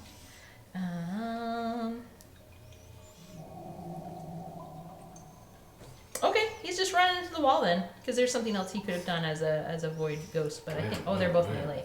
So yeah, he's spooked. So earless Joe out here. Earless Joe is also scared and trying to run away from you, but Oh, I thought he was also dead. Okay. no, he is also hanging on for dear life. Dear undead read life? I don't know what you would call that. But what does it say? Oh, let me- Undeath. Yeah. Let me check what fear is real quick here. I can Must use all of his. Is that what you're wondering about? Yeah, Oh, his must turn? yeah, Is it how his far turn? he has to go, yes. He has to use all of his movements. Oh, to get okay. As far away as possible. Okay, so he's got like 30 feet. So he's trying to go back down the hall out that way. Actually, no. He's going to go down the stairs. yeah. So he is now down the stairs on the bottom floor. And he cannot do any attacks down there because he is just a melee dude. So that will take us back to the top, I believe. So your turn. Oh wait, Feel it. the What? effect ends early if the creature takes any damage. He did not take any damage. Well, no, he did. From the. He from did, the but it was- Seer undead. I don't know if that From the what? Seer undead. Yeah, because I see your. Well, but that was. Oh, that was after. Yeah. Oh, that was Or after. part of it. I don't. Okay, I don't so know. then he's not afraid anymore. Oh, never mind. This damage doesn't end Right. the turn effect. Yeah, I was wondering. Okay, If, he's back downstairs now. yeah. Sweating. I'm not good at stairs, guys. Yeah, because it says it I'm usually a It downstairs says monster. it ends early if the creature takes damage, but with the seer undead, it's Oh, like that's I was rad. Like, with that, level 10 clerics. wondered if Yeah, if that would make a difference in it. nice. Yeah, Okay, It does say it does. so what are you gonna do then? Well, after this guy now. Okay, he's corporeal now. Yeah, You I can know. see him. Make a corpse-poreal. We got 3 heavy hitter dad jokers at this table. I'm surprised there hasn't been more. Practicing. Yeah. Hers are good too. I've heard some Yeah. of hers. Hers are good too. Okay, go ahead, Jonathan. I You gonna guess whip him? I'm gonna whip that guy. Whip him. Good. Okay, good. And hopefully not roll 1. All right, yeah, let's not do that Let's see anymore. it. What did we learn? 14 plus 9. Oh, that gets him. All right, damage that fool. 1d4. Smack him. And And then you're still invisible, and you still have your other skill, right? Does it say when it if I- ends? Does it say when your other skill ends, or is it just indefinite? What other skill? The one, the the hide action. yeah, the one where you're special hide. Well, the special it ends every time I attack. I need to. Oh, reroll Not- for it. No, I don't need to reroll Oh. for it. I mean, creatures around me would need to do wisdom checks. Okay. Again, I guess if they can see me, but nobody can see me. Yeah. And this guy's a No, the bully. way that I stay hidden is that I don't use all 5 extra d6. Oh, interesting. Okay. I But if you wanted reserve one of to. those, or I mean, it costs Sacrifice one. one, Yeah, yeah. sacrifice one of those d6. Okay. Well, do your damage to him. So I don't know if I need to stay invisible. I mean, I could always just hide again after. I You could, use an if action you to want. hide. You I can, might as well just use all 5 of these if things. you want. There's also a big bad out there. Yeah. Roll 9 again, but 9 damage, no, without the 5d6. but you did 9 damage just with your whip, without that damage. Yeah. Well, you whipped his head off. You whipped Okay. it wide off. I whipped it wide Yeah, off. you whipped it wide off his off. body. So you, without even adding a lot of oomph to it, you took your whip, which I'm gonna say your whip stays invisible too, because that's kind of cool. Cool. So what all you see, or all anyone else would see, is that you had whipped He was forward, running. it had wrapped around his neck, and you had done a little doink like that, and it just did the cinnamon roll thing, yeah, where it just ripped his head Changed right the off. cinnamon So it did one of those cool like, and his head rolled across and landed at your feet. Like That's in cool. Indiana Jones. Exactly. Exactly, the head rolling. Exactly. So that guy has perished. So happy right now. That was my hope. Murder makes me so happy. Murder, yay! Murdering bad things, you know. Yeah. Yeah. And then, did you move on your? I have Was not that on? moved. Okay. So Murder is one human being to another. yes, these are These were- gross undead creatures. They were. At one point, Used to be. long, long ago. At That's this a point, stretch. they've been through some things. So go ahead and move if you want to move. Still 15 feet in the shop. Because it's still messy. I search his body. You can if you want to do that as See like if there's anything. Just wondering. a bonus I mean, action. I know Check there's his a guy over wallet. there. Yeah. Jonathan's going for the wallets while we're fighting for our lives. Where's his pockets, I'm Jonathan? gonna see if like somehow there's something I on think he him took his that might wallet. tell me more about like what. There's a code word in there that says, if you say this, we'll stop fighting you. Oh, for sure, that's in there. Oh, Roll a d20. Yeah. just looking for something that's might somehow be useful against fighting that guy. I Okay, love it. so go ahead I'm and in roll the- an that investigation. job. Yeah. Yeah. Investigate his body. Stinky Pete. 10 plus 7. Dang. Okay. So when you investigate him, you kind of reach for his body, and he's just like, and he does one of those like post-death, and you're like, ah! But you still, because that's fun. I don't make a sound louder than a whisper. You might might have actually. You do the Jake. That's right. From Adventure Time. Yeah, that's a good one. Almost like you stubbed your toe, but you're trying to be silent.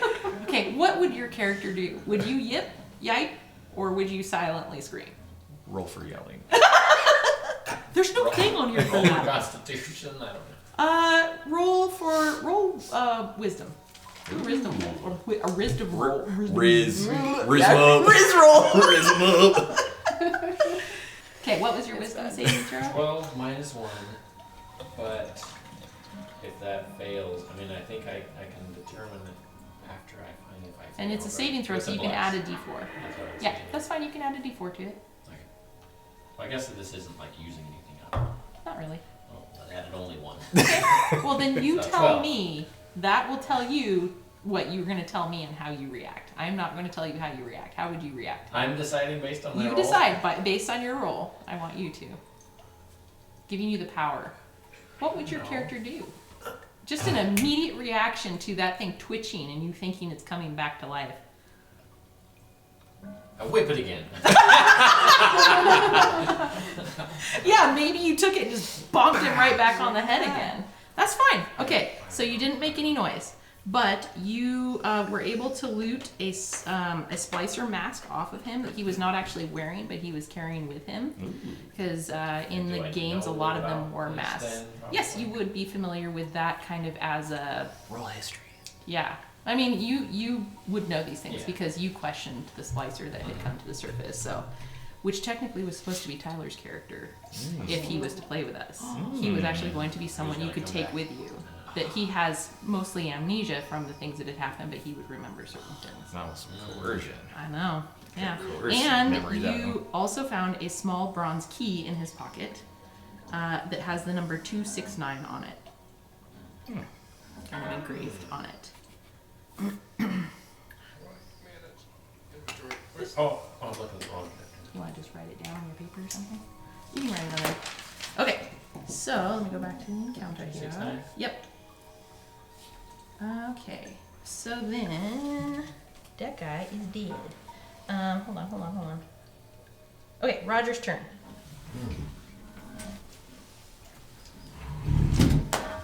So you're here. There's an octopus here. Big dude here. Those Who's guys are prone? dead. This guy ran down the stairs. So what would you like to do? You can shoot over the octopus because he's prone. Well, yeah. And you can shoot over. This is like a banister, so you can see where he went, and you, with your range, could shoot him. And you also have bad news, which is a rifle. So if you wanted to long range shoot at him, you could do that too. Shoot him while he's running. Yep.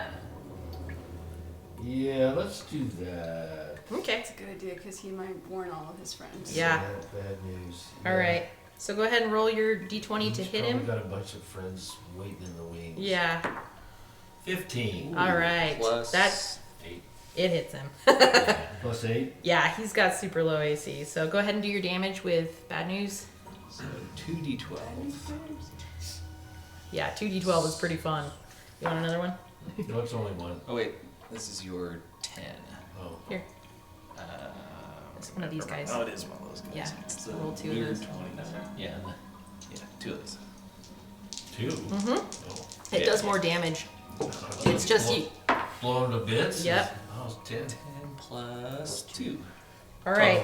So as that guy's running away and comically actually kind of screaming because he is so afraid of what So he's going, yipe, yipe. yeah, yipe. he's doing the old yipe yipe, and you just kind of lean over, you kind of brace it on the banister, and just, and he, more than his head explodes. This is like, he's lost his whole top half.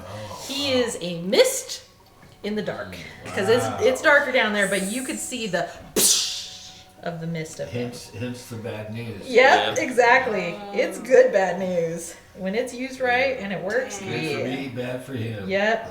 All right, so that did it. So that guy is done for. Did you Does. want to move at all or stay in the location that you're No, in? I think that's a good location. All right, okay. And it's centrally located. Yeah. Central Park. Yep.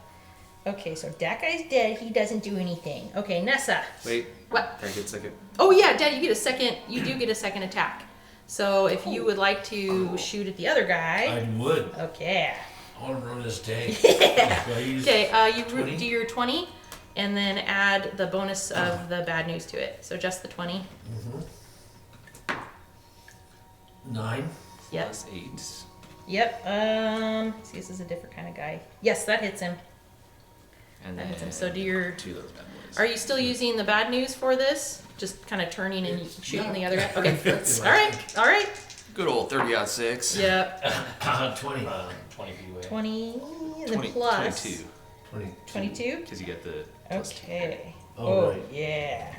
2 piercing. two. Yeah. Love You got a All nice right. BAR with a scope on it. And So this guy's a little bit tougher than the other guys, but you caught him in the shoulder and just like left a gaping hole. He still kind of has Is his control. arm like It's like, dangling? yeah, it's hanging on there. He can still kind of like, but it's sad. That was good acting right there. Yeah, it runs in the family. See, we're all like, oh, yeah. All right, so that was a good shot on that guy. And you are a fighter, so you have what's called action surge. If you wanted I to, explained it. you could do one more attack. And I would. Okay. Let's All right. Let's mess him up. Yeah. So roll to hit again. So your So d20. D20. Okay. Yep. And this will be 12. all right. Plus 8. Plus 8. Yep, that hits him. So go ahead and roll your damage again. Okay. Both? Yep. 12, 17.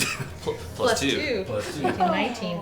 Oh man, you hit him right in. Was it They go 19? to heads? Right. Not quite yet. You hit him. You got him right in the like stomach zone on kind of the opposite my side goodness. there, but it's like another just. That can't smell too good. It's gross. He's hurting. He's not dead yet, but he's What's he been hurting. eating, though? That's What? good, that's What's he good. been eating? Or You who's he don't been want to eating? know. The smell in this room, awful. The worst. You're all gonna have to do Off the Constitution charts. saving throws for me. No. You don't want to take a shower. Yep. Yeah. Okay. So that means that you won't get that power back until you take a short rest, and then after that you'll be able to do that power again. But it's really nice if you're like on a roll as a fighter. I love it. It's great. Okay. That's a good one. So Nessa, your turn. Alright, I'm going to turn around. Mm-hmm. I'm going to run towards that guy. Okay. How close? Face-to-face combat, or do you want to stay back? I'll stay a little bit farther back. Okay. Thank you. Okay. I am only a doctor after all. Does anyone here a doctor? But you're a beefy doctor. Yeah. Okay, I'm going to produce sacred flame Nice. out of my stethoscope. Oh, cool.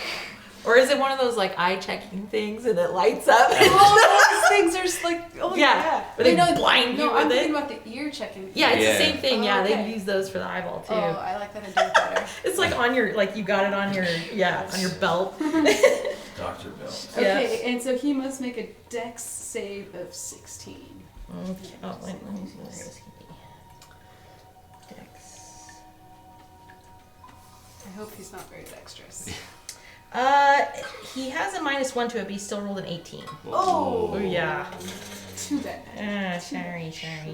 It was only a cantrip. Yeah, he's a bigger dude. Then I'm going to take a bonus action and produce flame, Okay. which is +8 to a ranged hit. All right. And I get, I think I bless myself, right? Yeah, I think Yes. so. You were able to get everybody plus yourself. Oh, that's a critical fail. Oh no! All right, Okay, Nessa's fumbling around with her stethoscope and everything. She's like, I know it's around here somewhere. You're looking for just the right thing, and you miss your Pull out turn. a tongue depressor. Yeah. Oh, this is not. I can't Okay. take him out. Is with a that all tongue of your? That All was your stuff yes, you wanna that's do? my Okay. stuff. Thanks. So then, this guy is gonna go. He's again gonna try to bonk this octopus that's in front of him because he's just like you're the Octopus. closest I'm octopus. surprised we haven't discouraged him yet. No, he's mad. Okay. But he gets 3 claw attacks, so he's gonna try to hit you. Last time you got real lucky with it. Oh, lucky again. That was an 8. That does not hit you. I feel This quite guy's put out. swiffing. 16. Does that hit? Yes. Okay, so that is going to be 13 damage to that octopus. 13. And then the next hit, I think he whiffed that one. So So this yep, is that was this is a your whiff. wild shape, right? So it's not actually affecting your. Right, yeah, it's taking the wild shape's health first. Oops. That's right. Yes. Yes. Well, I mean, you can record it however you want, and yeah. So. Oh, that's not good. We need that. Okay. That's been been surprisingly recording good. video for hours, and it's like, I'm dying. I'm sleepy now. I'm sleepy now. Okay, so that was all that guy can do. So that guy's dead, and then the guy downstairs got his head blown off. He's dead. It won't let me damage him, but he's dead. I know he's dead. So that takes us back to the top of the round. Top of the round to you. Okay, what you want to do? Yet invisible. How far can I get? You could to probably there? get Like, to probably right about to like there. Okay. Well, I think that's my turn. Yeah, you don't have any. Yeah, you don't. Unless you wanted to pick up an improvised weapon to throw, because rogues Oh, yeah. have that. If you wanted to throw it at disadvantage, since you got a friend in the way, Yeah. you could pick up a chisel and chuck it. Chuck a chisel. Chuck a chisel. Yeah, I could find something. Well, I mean, I'll just tell you, the thrown weapons is like 1d4 plus 1 or something like that. Always satisfied. Yeah, you might get him. but it's disadvantage to Disadvantage for throwing it. So the attack to roll, his and AC, yeah. If I fail that, do I hit one of my friends though? Is that how it We'll works? see what happens. Yeah. Yeah, But you can add a plus to it. yeah, that's true. You can't add a plus Yeah. to it. So you want to try chucking a chisel at him? Okay. Sure. All right, so you grab a chisel from a nearby workbench area and What would be the attack? roll to hit him. Just roll your d20 to hit him. See if you hit his AC. Okay, so there wouldn't be any plus to Good it. thing there wasn't a bag of marshmallows there. Yep. Like, +4. Or Yeah, roll your d4, see what happens. oh, and it's disadvantage. Oh, sorry. okay. Yeah, So that does not hit him. It's not gonna. So hit you him. pick up a chisel and hopefully go to hit him, and it just I rolled a 2. zooms right past his head. Okay, So- so that did not hit Plus him. up to 4. So Okay, all right. So that's your turn, Roger. What you gonna do with your 2 attacks? All right, you're this guy right here. so I lost my invisibility trait. Okay. I'll probably get back. Oh yeah, why don't you keep it? Hold on to it, because you'll Oh, probably. well, I can use a bonus action to hide again, right? Yeah. I mean, am I in enough cover from him? Now, he is in melee with other people, Yeah. which usually counts as he's harried. Yeah, I forgot about that. So Yeah, if somebody that is still within counts, melee. yes. Yeah. I Yeah, can he's hide. yeah. I got that back again. All right, right here. Oh. All right, Raja. Can I give Roger, him Roger. some more bad news? Yes, you can. Well, let's just keep dishing it out. All right, so roll your d20 to hit him. Okay, big guy, here it comes. 12. Plus, was it 8 or 8. something? Oh yeah, that hits him. Okay, so do your 2 Do my d10s. damage. Yep. 2d12. Oh, 2d12s, yeah. Plus 2. 2d12s. 10. 10 plus 2. What was the extra for bad news? 2. 2. Okay, so 12 damage. Mm-hmm. All right, and you want to do your second attack? Do the same Yeah. thing? Yeah. All right. Fighters are fun like that because you're just like, Or, yeah, shoot. 9 and 9, 18. All right, that hits him. Oh, was that damage or was that? Because you got to roll to hit him first again. Oh, sorry. Yeah, that's okay. So roll your d20. 10 Yep, that hits him because you got the plus 8. and 18. 18 Plus 2. plus 2. Mm-hmm. 20, Choice. 30. Okay, so that just definitely blew one of his arms off. He is hurting. So now he's like, He's swinging. hurting pretty hard. I just don't know what to do. On his claw attacks, he's definitely going to have disadvantage on the next, like if he gets to it. If he lives through to his next attack, he will have disadvantage. So Nessa, your turn. if he lives. If he lives. Okay, I want to try that dex again. Oh yeah, sure. It's the power of my PhD, Sacred Flame. All right, I am going to roll a die. Is that for your that holy symbol? Yes. Yeah. 9. Ah, he fails. So Yeah. he gets to take 2d8 plus 4 Oh, radiant. nice. Okay, so my d8 is not this one. It's this one. Okay. 8 and 2. 14. 14 damage. Yeah. All right. So, tell me how you'd like to nuke this guy. Yes! Okay. Tell me how he goes down. So, I guess, let's see, the Sacred Flame. It bursts out of my hand, Yeah. and it looks like Say it. It can be silly. a diploma. Rolled up or flying free? Flying free. Oh, nice. Like And- a little, it's got wings almost, you know. And it smashes into his chest and raises him up off the ground. And then the two arms that have been loosened burst off. Oh, gross. I love it. And the rest of his husk just Yes. slurps to the ground. Exactly. Awesome. All right, so Octopus, you can stand up now. Oh, that's right, now, little thingy. I forgot that. You can stand up. Okay, you guys are out of combat now. Here, can you take that off? Yeah, I got one hand. Okay. Okay, so you guys are out of combat now, and you're all a little bit confused as to what just happened.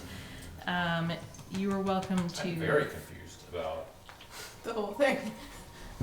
what you guys You still think it just was did. Victor's fault. Yeah. So what Oh, yeah. what would you do in that case? Ah, just taking notes. Okay. Passive aggressively Maybe I- taking notes.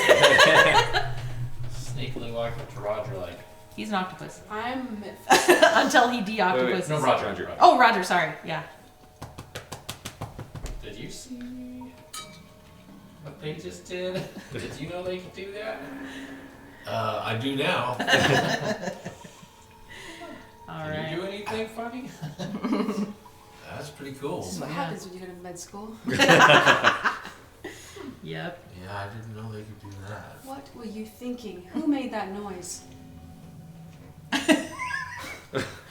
He's just like All 8 arms. all eight arms. You're an octopus. Start poking him. All right. Where are we gonna There's- go now? Still some bodies. You want to search the big guy? Yes, See what I'm he's gonna got search on that him. big guy. Check for his wallet. All right, so go ahead and do a checking his wallet check. Invest a check. Yeah, invest to check him. That would be 19. All right, so you find you also find a splicer mask on him, and you if you wanted to, especially as the doctor, if you wanted to take any samples of his skin or his blood or anything like that. All of the above. Okay, Yes. so you get some zombie skin Okay. and a zombie blood sample. It's gross. It looks like deep dark purple tinged with kind of like a mucusy, bright, fluorescent yellow kind of. Yeah, I knew it's you were gonna go with yellow. yeah, it's nasty. Grape jelly with marmalade. Yeah, but in a not tasty looking lemon way. curd. Okay. Yeah, lemon curd. Yeah, exactly. And you find 2 full syringes of Eve on him. So Alright. that's more of like a light blue colored, almost like periwinkle colored goop inside of, kind of glowing, yeah, syringes. And Eve is the opposite of Adam, Mhm. so it's not useful to us that we know of. It's you're not sure what it would do to you guys at this point. Would I know? Roll a history check. Check in your Same. history. Because there wasn't any of this that was brought up to the surface. So this would only be like hearsay that you've heard. I wouldn't have heard from. Maybe nobody would have been able to tell. Mm-hmm. Unless Jack could have told the UN. Nothing's happening. Natural 20. All right. So you would know that if you take damage from using any of the plasmids, 1 syringe of Eve will completely reverse that. So whatever damage you take from using a plasmid, you can completely reverse it just by sticking some of that in you. But other than that, it won't do anything specific to you. It'll maybe make you feel good. but it's not going to actively heal you. It will only reverse the effects of that.